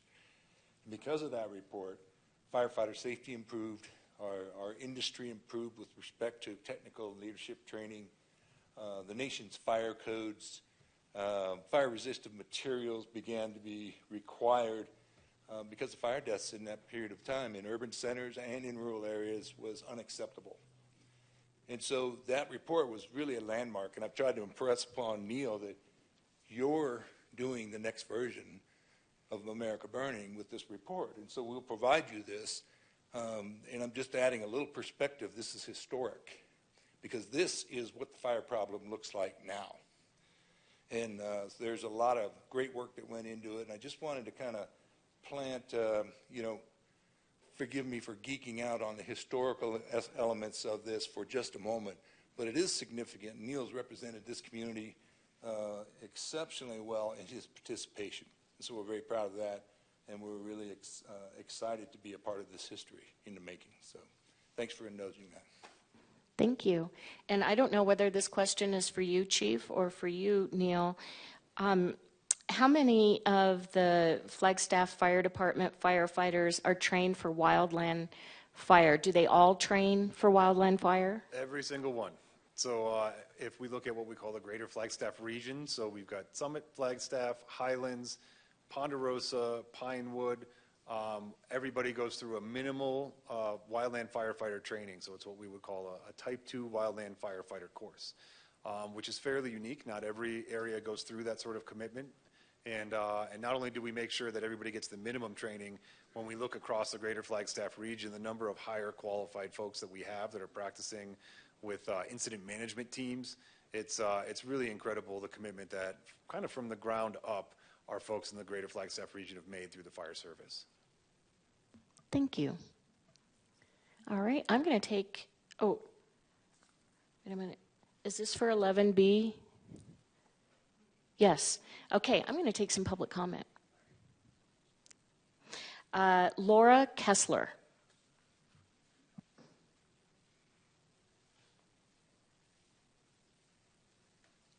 Hi, my name is Laura, and you may remember me. I've been flood impacted 2 different times, 2 different fires, 2 different locations, Mead Lane and Schultz Fire out in Timberline 12, 13 years ago. So this is a topic that's really near and dear to my heart and my life. And I just want to say thank you so much for listening to the fire experts here in town. And I've met with Neil, I think once, and being a member of Flagstaff First, I've really thrown myself into learning about forest fires and forest health. And it's so important. It's such a top priority for our community inside town and outside of town. But I do have a couple of questions here. And back to top priorities, I think, number one, we need to protect town. And we need to restore town too. I hope in the near future we can begin to restore the town of the damages that have been going on outside of town and in town. But my questions are both to Neil and to the City Council. And number one, this is kind of scattered because I just kind of came up with these questions while listening to Neil, but I'd like to know, how can we improve and accelerate forest thinning? Because I know how important that is from my discussions and with fire personnel. It's so important to thin the forest, and it's going to take, I found out, decades. It could take up to 20 years. I'd like to know, how can the city help them accelerate and to improve the forest thinning? And the more trees that are out there, the more water is being sucked up into trees that we really don't want, into the fuel. And that makes the forest drier in itself. Too many trees make the forest drier. That's such an important thing that I had learned. Number two, biomass plants can really speed up the process of thinning and making our forests safer and our towns safer. I'd like to know, how can the city support biomass plants? There's a small one in Williams. And there's also a larger one in Snowflake, but it's not economically viable to truck trees here, tell me if I'm wrong, to Snowflake for the biomass processing there. Also, I'd like to know, how can the city significantly support thinning in order to protect the residents and end the flooding, protect us from flooding? And I'd also like to know, how can you make the implementation of his recommendations a top priority in order to protect us? And that's about all the questions I have. Thank you. Thank you so much. Neil, Chief, you want to take a stab at these questions? Thank you for the wonderful questions. You know, one of the challenges we run into is a lot of the timber industry and the utilization of the material is all based on private sector business models. Fire management is very often public sector employees. And so we can mobilize a lot of the public sector folks to go do something. The lessons we've learned across our landscape here in northern Arizona about private sector utilization models are, you know, we could write a pretty good book on that. And it's challenging. I think we've seen ebbs and flows, which is kind of natural with a lot of business models. But I think one of the successful things that we've been able to overcome in the last few years here was the forefront NEPA in the early days of the FWPP NEPA, if we don't have that public planning process completed, we can't even begin to offer anything to private sector industry. So in Arizona, we have over 1 million acres of NEPA-approved ecological thinning that needs to occur. So what we're moving into now are some of the contracting challenges. For a couple times, the Forest Service has gone through a process to try to award a large, long-term contract. We did that once, and they were supposed to cut 300,000 acres over 10 years. They cut about 30,000 acres over 10 years. So we're struggling to figure it out, where we used to think, oh, we'll just award a giant contract and that'll cover somebody's financial risk. That wasn't enough. And so what we're trying to figure out a lot more now is we still have a good amount of local players doing smaller scale things. How can we make sure they stay capable and scale up? So where a few years ago, we're cutting 10,000 acres a year statewide, now we're at about 15 to 17,000 acres a year. We want to be at 40 to 50,000. So we're not anywhere near where we want to be at that target, but we certainly don't want to work backwards. And that's one of the realities that we're struggling with such a big winter from last year. Some industries really had a tough time kind of recovering from being stuck out of the woods for so long. The biomass plant in Snowflake is a huge, important player in our work, and they're struggling to maintain a supply. So this time of year, industry loves to start doing what they call build a winter deck or a winter supply. So if they get kicked out of the woods because of snowpack, they have a big supply to keep that mill or that facility working over the winter. Snowflake, Novo Biopower, Brad Worsley, we just had another meeting with some folks today to review some challenges. He's got about a 2-day supply at his yard right now. So we're trying to figure out how can we optimize moving some material from key areas so we don't burn this in the woods and create smoke impacts to our community, but get it to Snowflake where they burn it more efficiently and we actually get some byproducts out of it. We're looking at the need to pay truckloads to get to them. We have a shortage of truckers. So it's not just throw money at a problem sometimes. It's a lot more complicated than that. So luckily, we've got a lot of smart folks. We've got folks at the Ecological Restoration Institute working on a lot of workforce training programs. We've got NGOs in the community supporting this with a lot of really good science. But it's challenging. You know, we thought we were trending in the right direction, and suddenly a big winter slows us down. And so I don't have answers to everything other than this community has been working harder at this in a collaborative way than a lot of folks have for a long time. And so the good news is we have that NEPA on the ground. We have these acres available. We have Forest Service that have demonstrated the ability to award acres, but we struggle sometimes to have really good information about exactly what is on each acre that needs to get removed. So we've got folks working on the better science of our inventory of what we're pulling out of the woods and better monitoring. But we need to scale it up. So, you know, it's challenging for sure. I don't have all the answers, but working with our industry partners and trying to identify their needs is a big part of what we're doing on a daily basis. Thank you. And can I put you on the spot? So the city has prioritized this. What more can we be doing? What would be helpful from the city council, city leadership? I know I'm putting you on the spot, but, and what does additional support look like? Does it look like another bond like the city did for FWPP, or what's it look like? I can, let me try to address a couple of those. One is this is a very federal process. We were invited to participate in a federal process, and so the good news is we were able to influence that through Neil's participation and a lot of really smart people who are involved in that.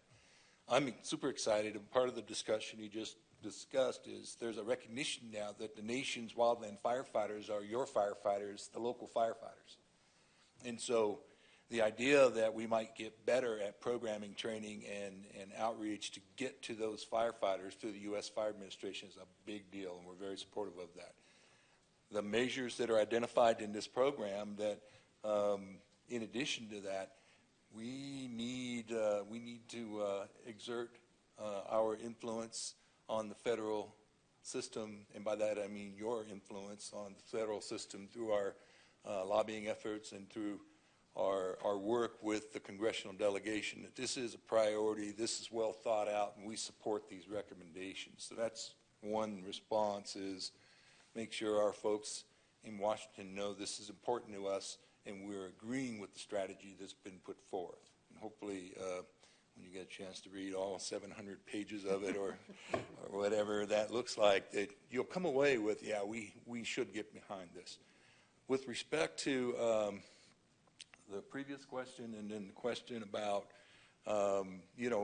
funding sources and so forth, I'll just say that a couple things come to light is there's a lot of work that's coming down the pipeline, and it's because the city already has been very much investing in its safety. It's just unheard of that a community would sell $10 million in bonds to do work on federal lands to protect themselves. That also has been leveraged twice its value so far in the federal government in recognizing that the community of Flagstaff is willing to do that.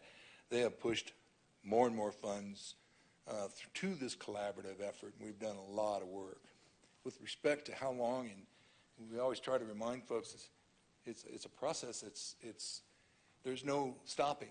If we want to protect this beautiful environment and this place that we all like to call home, this work can't, cross a finish line.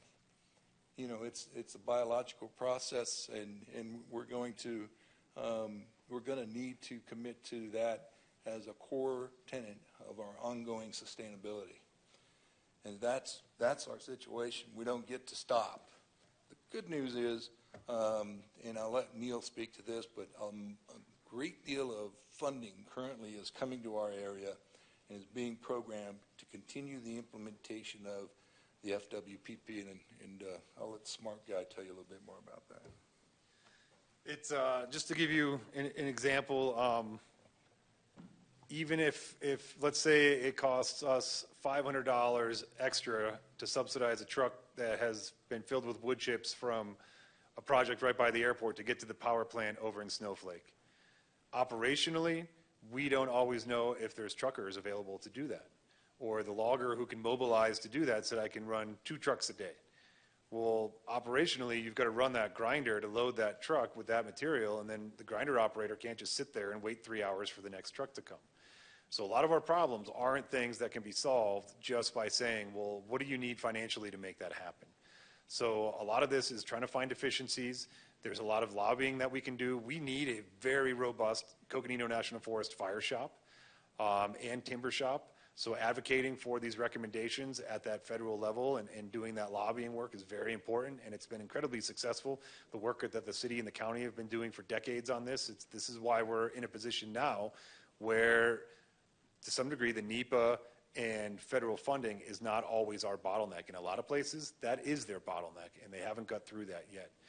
So it's not something where we can say we need more dollars to put into projects, because to some degree, between the infrastructure bill, the FWPP bond, money that the Forest Service committed before all of that, every priority we have within FWPP has a money trail that we can walk back and point to that's about as reliable as you can get when we're talking about federal budgets that on an annual basis are quite fluid.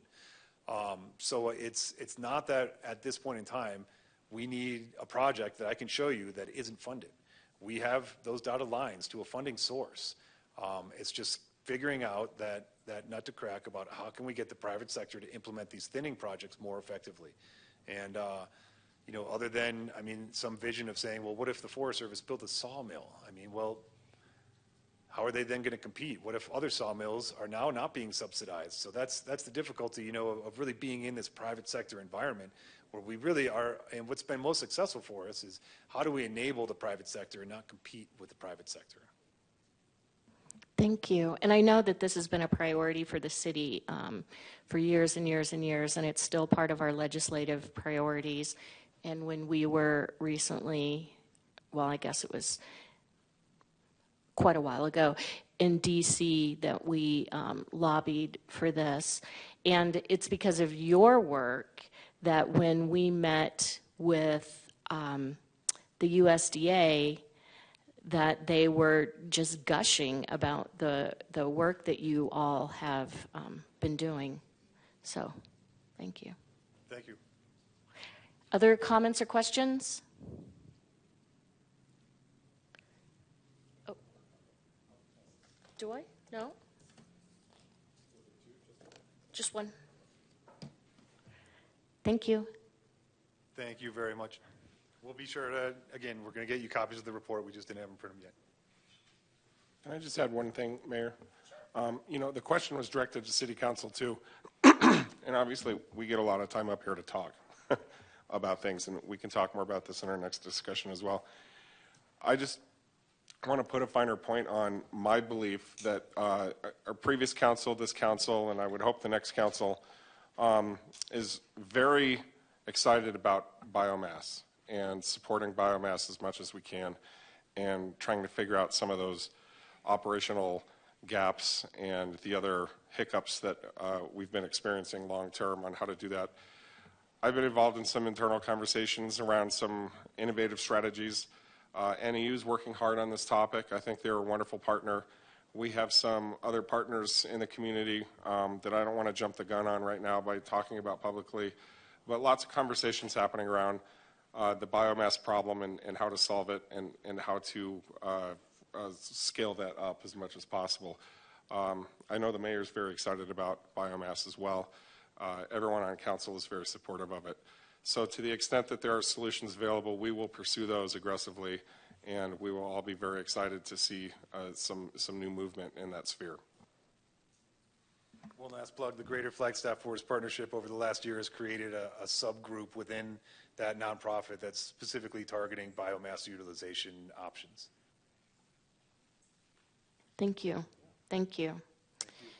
All right, we are moving down to agenda item 12A, future agenda item request, a citizen's petition titled Add New Priorities to the Carbon Neutrality Plan. Council, we've been given a handout and I have a public comment. And so I would like to begin this with public comment. So, Mr. Pearson, please.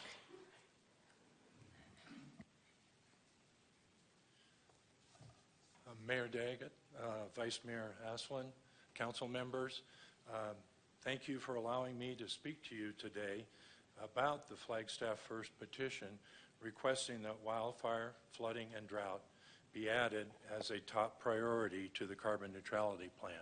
I'll say parenthetically, Neil's presentation couldn't be a better segue for me, and it was excellent and covered a lot of the things that we are in favor of. Over the last decade, Flagstaff has endured 5 major wildfires followed by destructive flooding in the east, west, and center of the city.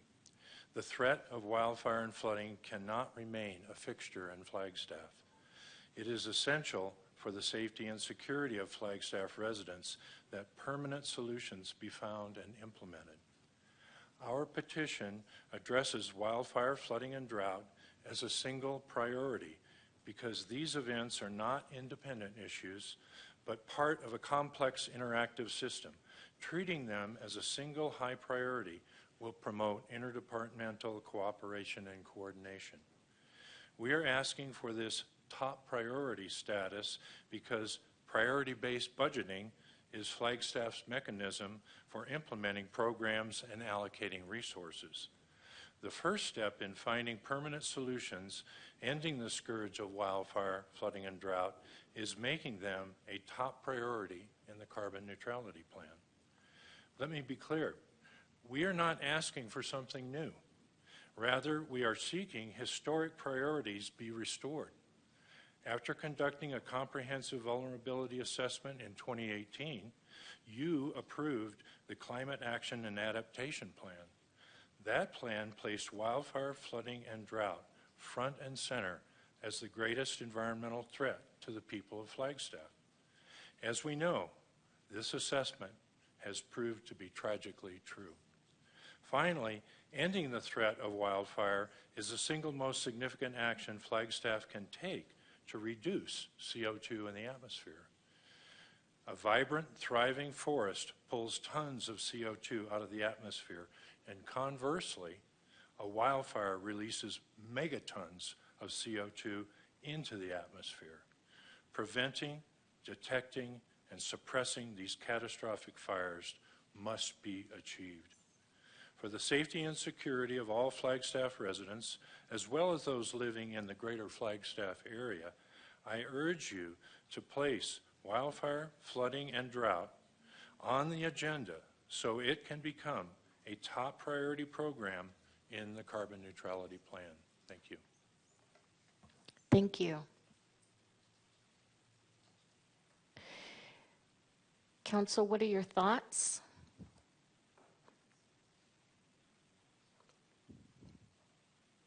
Please. Thank you, Mayor. I don't know how much we're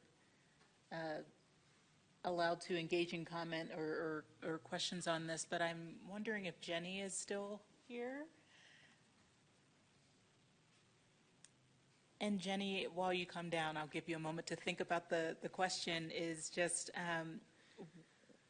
in what ways are these things addressed within the carbon neutrality plan, and what would the work be to expand it to include this as a distinct subject?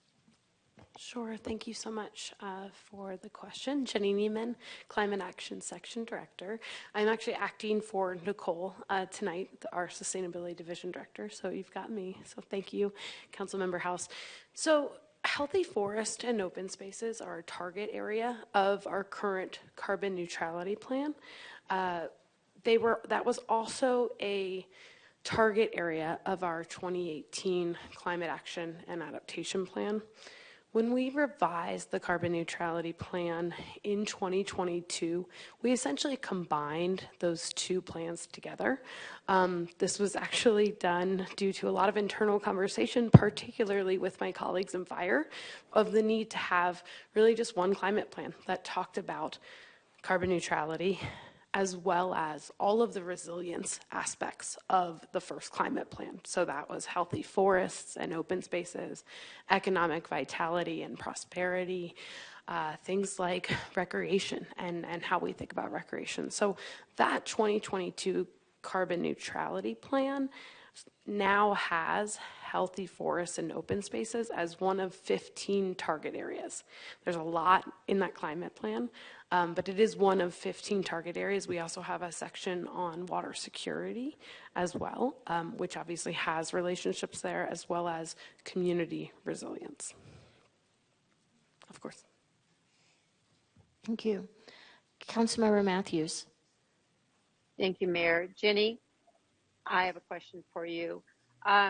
How I understand this petition is that the citizens are wanting to elevate the focus of these areas to be listed as a top priority instead of just in the general body of the plan. Mm-hmm. Can you speak on that? What does that change as far as how we focus our efforts on our carbon neutrality goals and prioritizing where we put our focus? Sure. So the carbon neutrality plan, as I just mentioned, is large. It covers a lot of things, right? Everything from electric mobility to the health of our forests. It has three main goals, though. And so those goals, you all have heard me up here, we put them on the page every time, are reducing emissions, are community resilience, and building community equity. And so that might be one way that council chooses to focus it.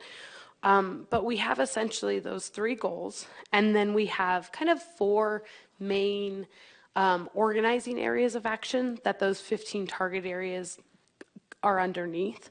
That is essentially our neighborhoods, our community, so housing and recreation and resilience are under there.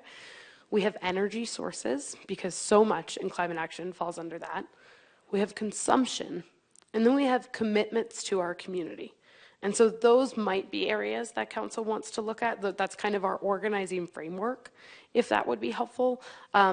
The 15 target areas are under that. And I can pull this up as a slide. Just give me 1 second.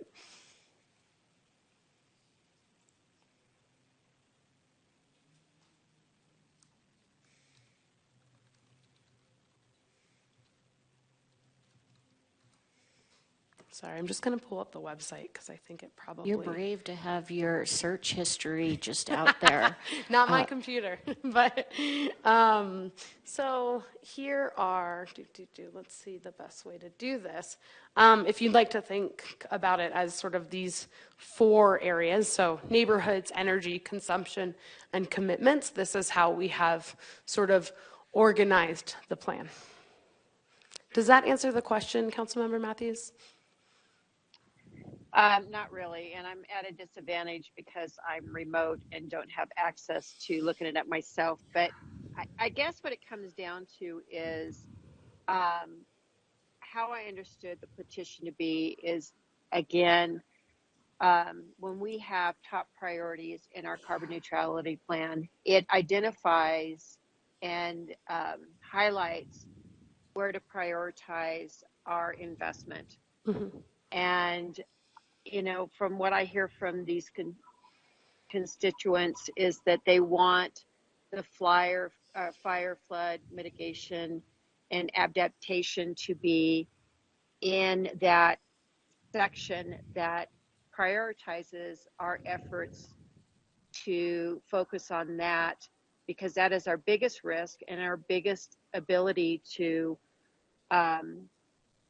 mitigate the impacts of fire and flooding, and to put it to where we can prioritize our funds appropriately. And so, however that needs to lay out there, and how I understand this is just a conversation to bring this fair item to an agenda item, and so maybe that's a better platform to discuss this more in detail. I'm for one am supportive of this fair item moving forward to an agenda item, and maybe that's the proper environment to then get down into the weeds on how it's structured.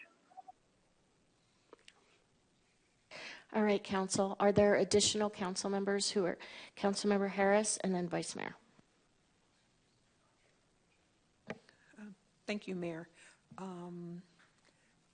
I guess I'm not really sure who this question is directed to, but Flagstaff first or Jenny, whoever thinks they can answer this question. Have the 2 groups had a conversation? Have we talked to the group that's bringing the petition? Because I know you know about it. So have we had a conversation? Yes, the Sustainability Division has met with Flagstaff First many times. They welcomed us to one of their meetings a couple months ago, and we've had many, well, multiple, I should say, individual meetings with various members of that group. But feel free, Tom, or anyone else, to speak to that as you wish as well. I don't. Okay, so then my question goes to Flagstaff First. So in the many meetings that you've had, and somebody can stop me if this is an inappropriate question. So the many meetings that you've had with sustainability,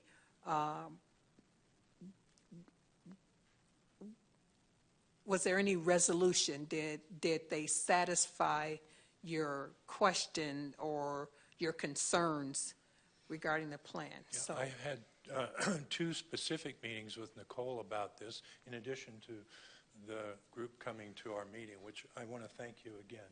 That was excellent, and they did a super job and were well received by our group.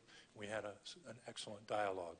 But in the meetings I've had with Nicole, I don't want to speak for her, but my impression of our discussion was that she was fully supportive of all of the points that we had to make, and my point was about raising the level to one of the top priorities, so that for the budgeting purposes and for just raising the level of awareness, it would be an effective mechanism to do that. And she did not object to that. Again, I don't want to speak for her, but we seem to be in complete agreement about that. She could not, I believe, she could not say, I'm in favor of that, because that's, up to you. But we had a good dialogue. I think there was a consensus that it would be useful tool to increase the ability of City Council and the administrative groups, the different departments and so forth to work together on that issue.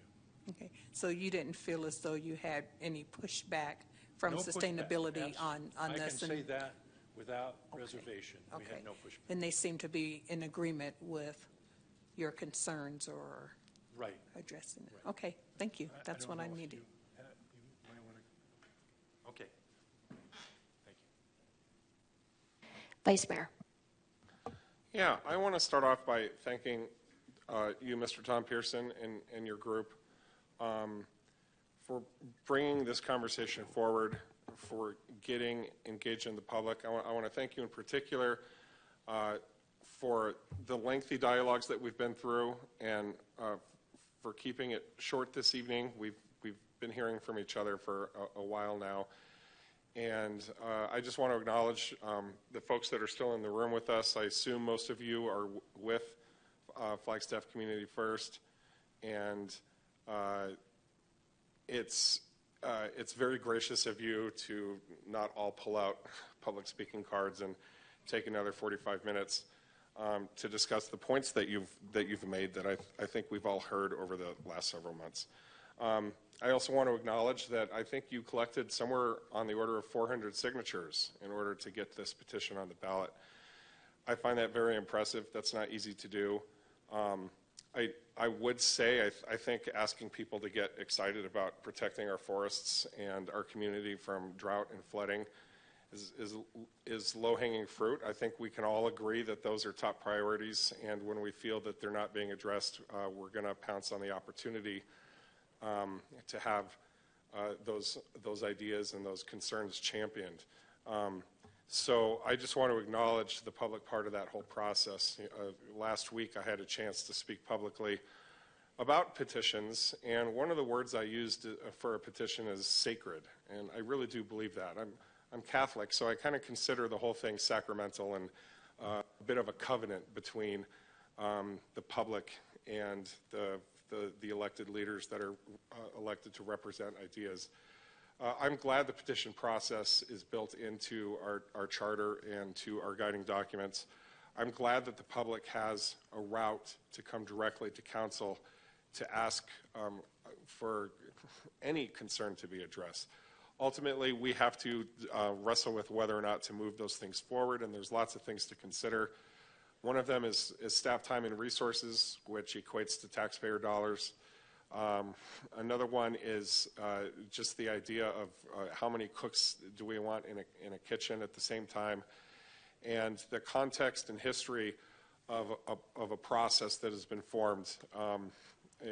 And those things all come into play. With all of that said, I think I will go ahead and just be fairly transparent about it. I'm a no on moving this forward. And while I'm just one voice on council, I would urge the rest of council to consider tapping the brakes on this a little bit too. And there's a couple reasons. The primary reason is I don't think that the petition process is the right vehicle for addressing these concerns. And I see that our city staff and our city apparatus is doing a good job of engaging the concerns that you're coming forward with and communicating with you directly and frequently. And I see that process continuing into the future, and I see these very legitimate concerns being addressed through more appropriate channels, actually. So I don't want it to be felt like I'm dismissing the ideas behind here. It's a process question for me, and I think that we have other avenues for that process to play out. I also worry about just being a good steward of the petition process and many other aspects of government and management and how those things are handled. I don't want to see petitions become the default way that citizens try to play city manager. And maybe that's a bit of a crass way of putting it, but I think at the end of the day, functionally, that's what we end up with. is some prescriptive ideas around how to manage specific parts of our government, and I don't know that that's necessary.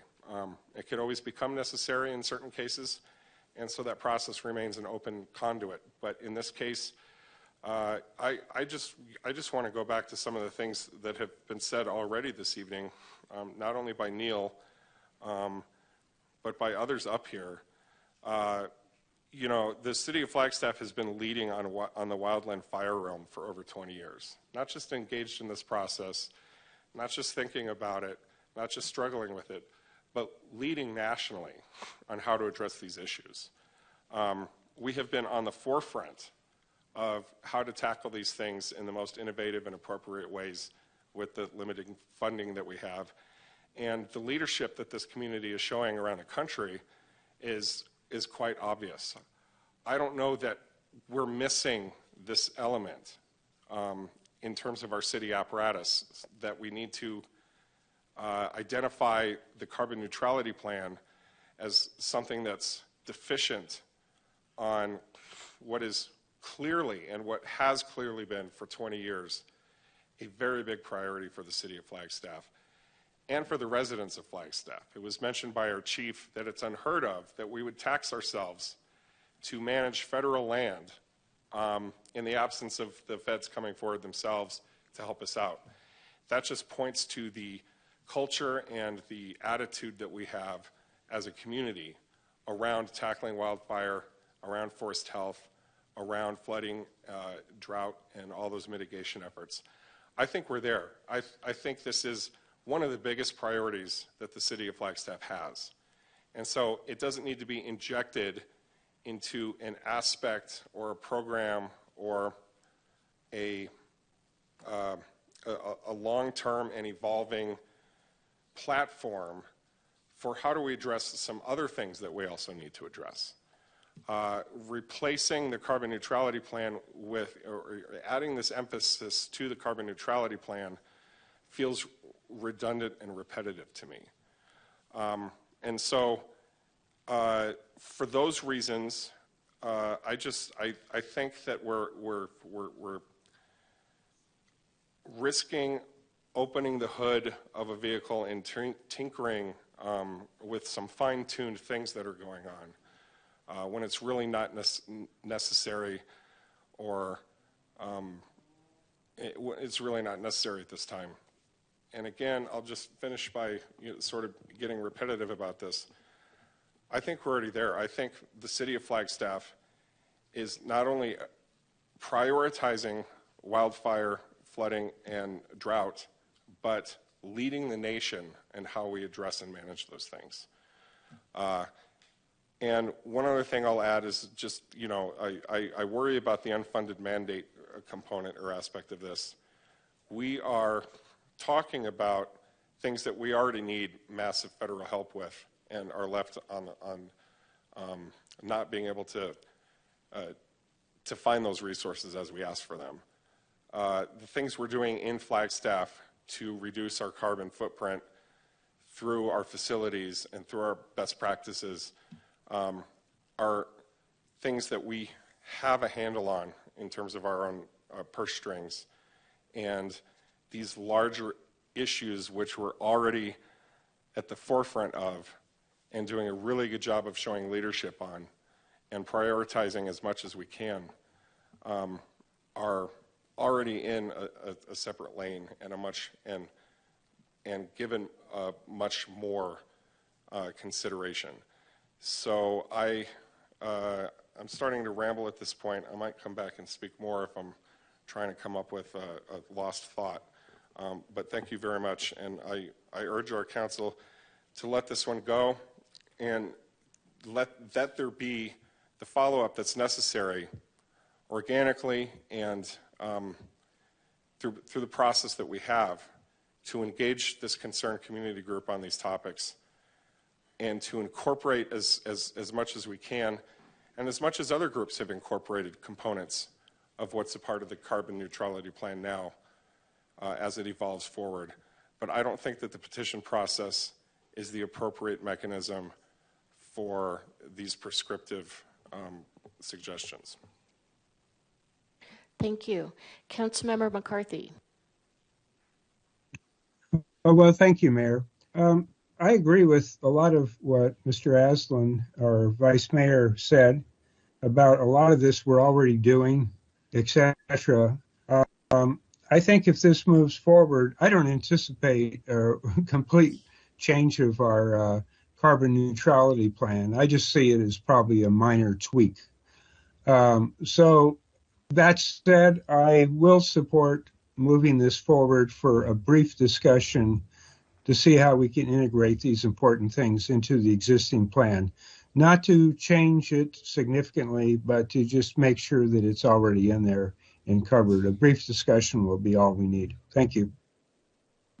Thank you. Councilmember House. Thank you, Mayor. I've been torn on this one for a while, admittedly, because I think I understand what the Flagstaff First petition is aiming for. I am just not entirely sure that it's not already present within the carbon neutrality plan. And I had just some concerns about the representation of how the priorities are focused within the plan now. From my reading of it, and I think I'm looking at the updated plan on page 7, where it has the same page that's shown there, actually. In terms of the different areas and focus areas,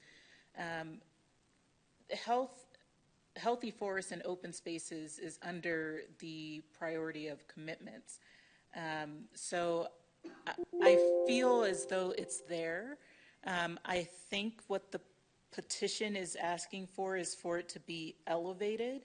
And I think what the conversation that I'm interested in seeing move forward is not necessarily in alignment with the petition, but more in looking at the connections between the plan that we were just presented with in terms of fire adaptivity and wildland fire and all of the work that Mr. Chapman did on that plan, and how that relates to and partners with the carbon neutrality plan as it's presented now. So that's a conversation that I'm interested in having and seeing us move forward, but not necessarily moving forward this petition. And I hope that makes sense and is understood by the group, that I see the focus that you're bringing to this, but that's the direction that I think I'd like to see us move in on it. Thank you. And I'm going to allow another public commenter, but before that, I want to ask Jenny, what is the strategy or timeline for keeping the carbon neutrality plan fresh and addressing our current realities? For instance, well, I'll ask that question. Sure. Thank you, Mayor Daggett. So the carbon neutrality plan, we had envisioned that this would be an evolving plan. We talk a lot about it in the approach section of the plan. Technology, as we talked about, electric vehicle, right? That technology sourcing changes, monthly, right? Our forests are changing. There is so much change in this field, whether it's from a current conditions on the ground standpoint, housing, for instance, or a technology and opportunities to solve problems and federal funding. For that reason, the carbon neutrality plan isn't a plan that says this is exactly what we will do every single year, right? It really truly lays out these are the 15 areas or 4 kind of broad areas that we're going to focus on. And these are our 3 goals, right? And so it is not a play-by-play sort of, playbook in terms of that. And so we built in a lot of flexibility. That said, we did open the opportunity for it to be revised every year if needed. The revisions we did last year were to sort of add in the adaptation elements of that plan. So again, healthy forests and open spaces, water security, to bring them forward. And so that's all in the 2022 version. We also added in our housing plan into that plan, right? And so that was kind of the additional element because things on the ground had changed. Our policy outlook had changed because we had adopted the housing plan. So there's a lot of flexibility within it, right?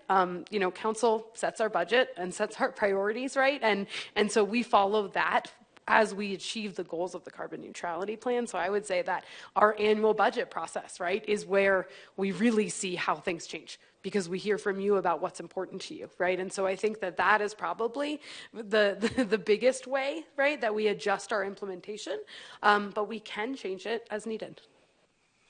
So what would be the process for adding additional language that just more explicitly states that these are priorities? So, the question of priorities is one that I would look to council's guidance. We don't raise any of these above any other ones, right? So we have these 4 overarching areas and 15 target areas. We do not say this is our priority over other ones.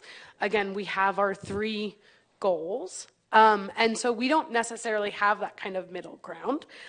We would kind of need to go back and look at it and revise the carbon neutrality plan. I think last time it took much longer because, again, we were combining our 2 prior plans. But, we are not doing an annual revision this year. And so we would look for that to be a 2024 annual revision if that was council's guidance. Thank you. Of course. All right, Laura Kessler.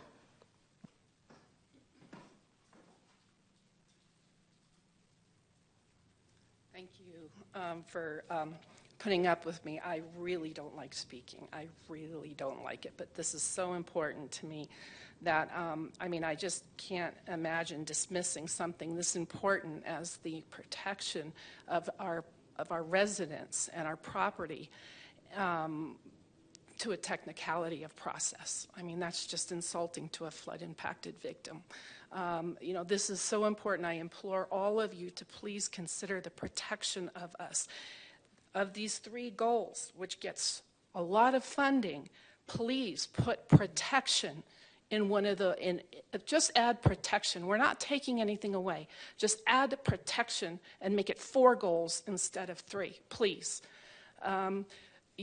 This process, the sustainability department has not been efficient because we got flooded. We still have sandbags all over town. It's not efficient. We need more efficiency, please, with protection. What if this had been in there originally? Would we be as bad off as we are now? Maybe not. There's a pretty good chance we would be better off now if this had been considered in the original sustainability. This is not sustainable the way we're living right now. There's unfunded projects right now. Still, the storm drains, and I know it's slated to come, finally, but that was 10 years ago.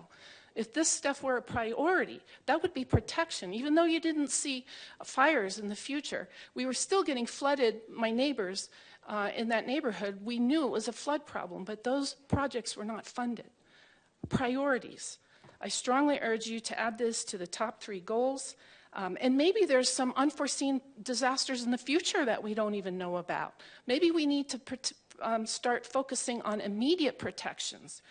Right now, this is all focusing on things that does not immediately impact our safety. I just can't believe that this would be dismissed on technicalities.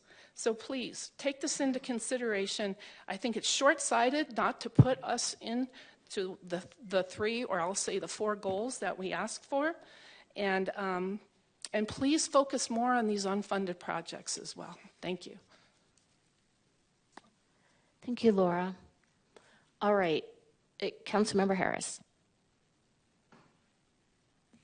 You know, every week we come and we listen to the community, one issue over another, and it's really difficult to try and prioritize. This is more important than that.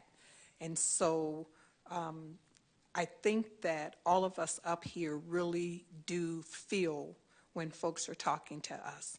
I think we are able to put ourselves in those spaces. At least I know I am. And my compassion for any of our community who are suffering in any way, whatever that is, I think weighs heavy on my heart. And that's why I asked the question, did you get any pushback from sustainability on what they were asking or what you were asking? And the answer was no. Am I correct? Okay. And so they are agreeing to some extent with what people are saying.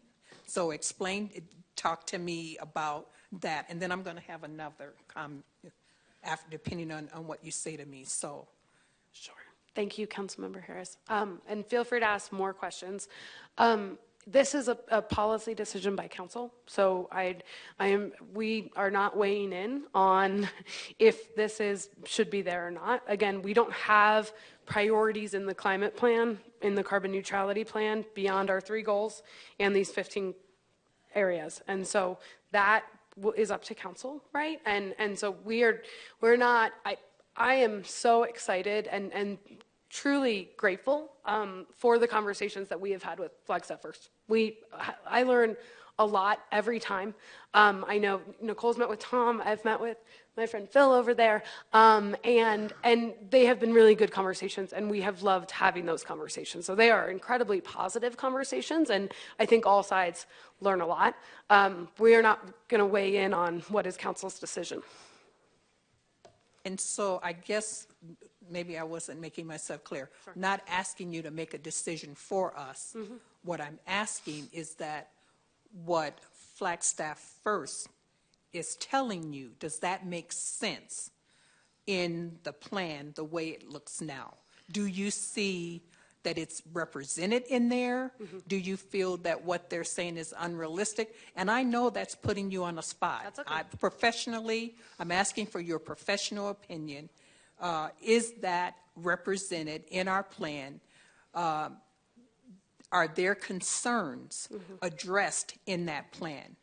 Keeping this plan, will that address their concerns? So that's what I'm asking you for. I'm not asking you to tell us what to do. So, of course. Yeah. So the forest, health, fires, flooding, and drought are addressed and discussed in this plan. This plan, however, is in some ways additive to our work over many decades, right, on forest health, on flooding, right?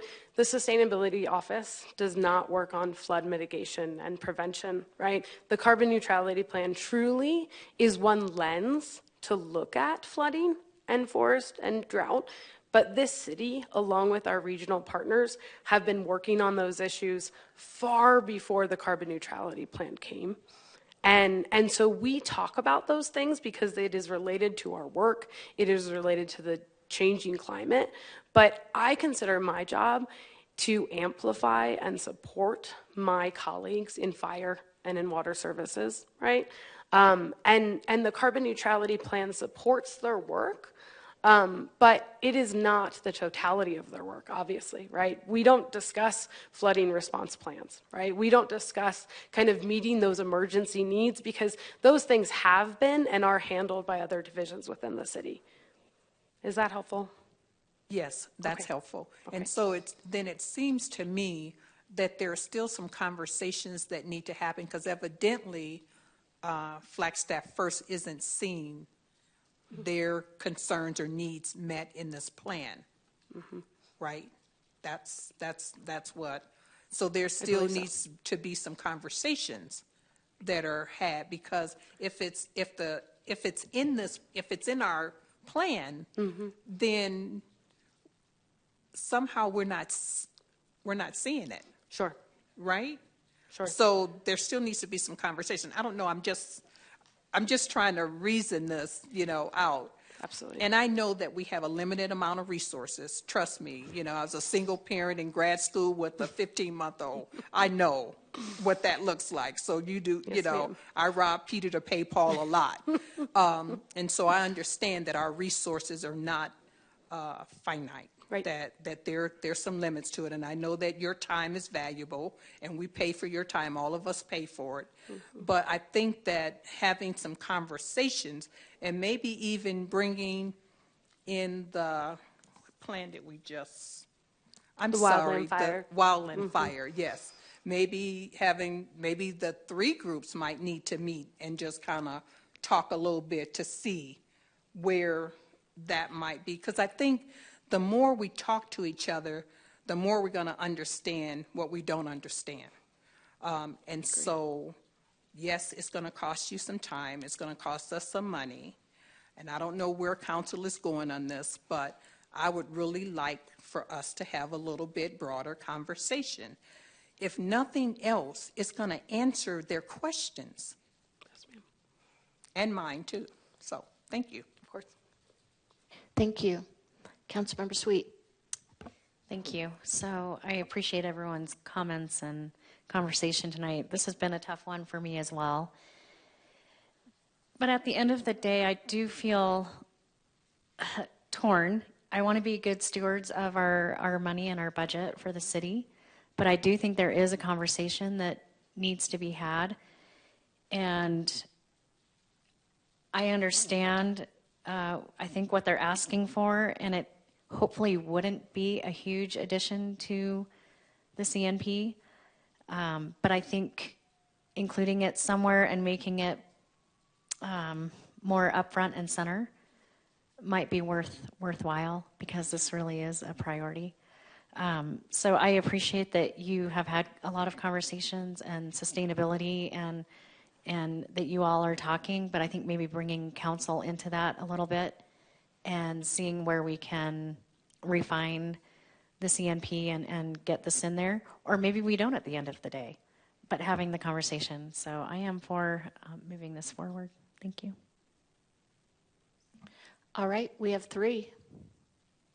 And Councilmember House, I wasn't sure whether you were saying that you want to have a conversation about adding wildfire, flooding, and drought to the current priorities listed in the carbon neutrality plan, or you were interested in having a general discussion about how to better reflect these priorities in the plan. Thank you, Mayor. I'm a little torn on even how to answer that. So I think if we're moving forward on this, let me just state my answer was that I don't know that the conversation that's being asked for in this petition is the conversation that we are really trying to have. I believe that wildfire, flooding, and drought are huge priorities for us, but with the carbon neutrality plan's focus on specifically sustainability efforts, I think we ultimately wind up limiting that conversation by emphasizing it within this plan that is focused on that sustainability aspect and not specifically on the wildfire, flooding, and drought. So that's why I'm not in favor of the petition. What I was asking for was further conversation on how to further the partnership between fire and the CMP to make sure that it's a broader partnership across those two areas, understanding that it might not be a strengthened conversation by even highlighting it more within the CNP. And I hope that makes sense. I believe what I'm hearing you say and what I'm hearing Councilmember Harris say is kind of the same thing, that they want to see additional conversations. So do we have 3 council members who want to have a more in-depth discussion about adding these items to the carbon neutrality plan as priorities. I heard Councilmember McCarthy and Councilmember Matthews. Can we pull up the language on the petition? Yes, and actually we have Councilmember Sweet as well, so we've got it, and we can have a bring this forward for a discussion.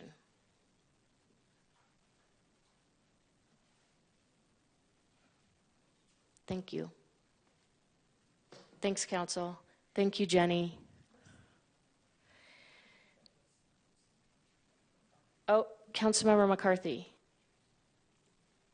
Yeah, I do support moving this forward, but as I said in my comments, I don't see this as a major revolution or a major rewrite in the document. I see it as just, hey, let's review it and make sure we got this covered.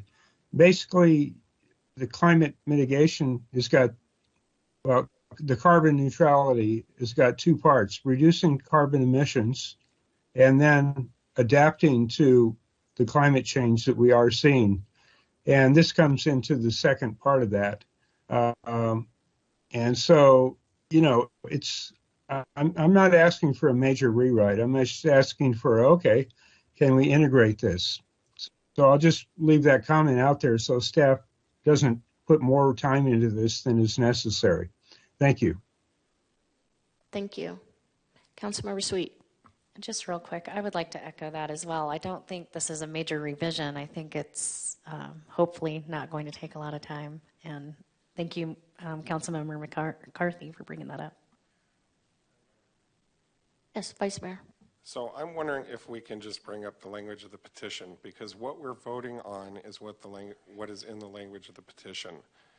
And my recollection is that the petition is very prescriptive on rewriting the carbon neutrality plan to include wildfire, flood, and drought as a major component of the carbon neutrality plan. Well, that would be the discussion that we have when this is brought forward by council to discuss, is whether we want to have these listed as priorities in the carbon neutrality plan. I'm hearing that there's more of a consideration of having additional, I almost said additional discussions about additional discussions, having discussions about how we make sure that these priorities are reflected clearly, where no one has to guess. And having a conversation with fire, sustainability, and so this will come back to council, and council will decide whether this is some kind of direction that we want to give, or whether we just want to have a broader discussion about how these priorities are reflected.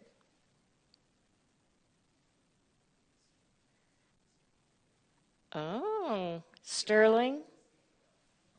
Hey, Mayor, thank you. I appreciate it. I appreciate the comments from both you, Mayor, and the Vice Mayor.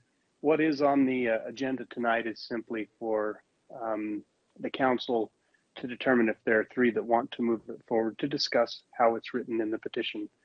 If at the work session it turns into something else and a different, request is made of the city manager through the streamlining of fair processes and so on, if it turned into something else, you could do that at that point. But tonight, it's simply, do you want to move forward with what's in the petition here? And are there three council members willing to move that forward?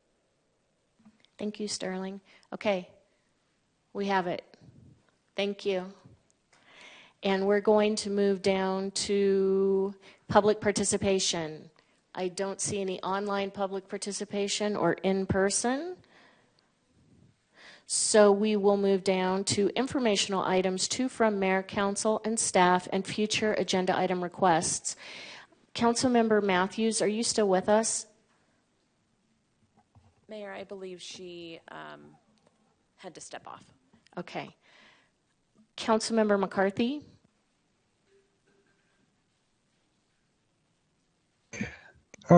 I don't have anything tonight, but thank you. Thank you. Councilmember Sweet? I debated on if I was going to mention this, but I am, because hopefully it's an inspiration for everybody.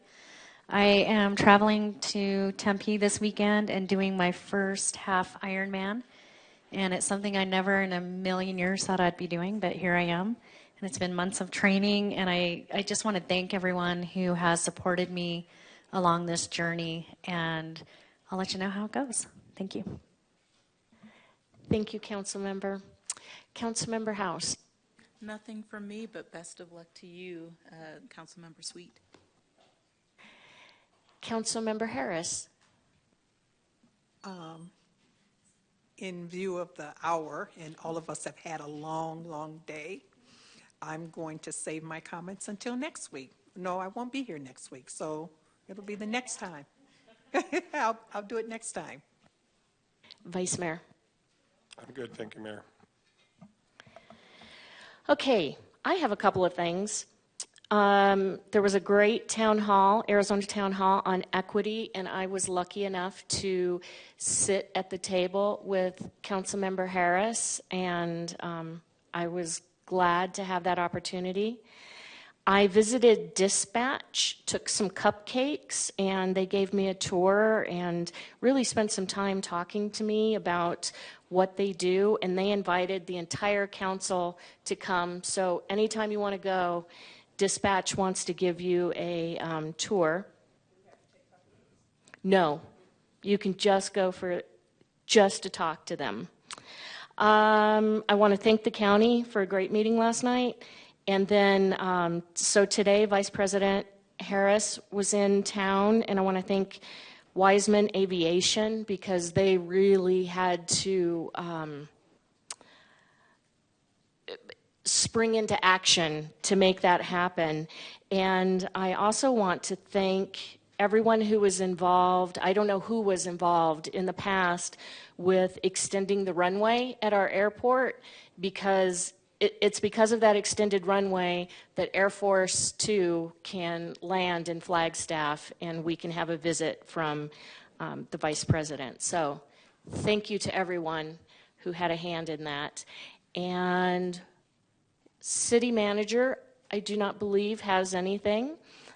So we are adjourned. Thank you.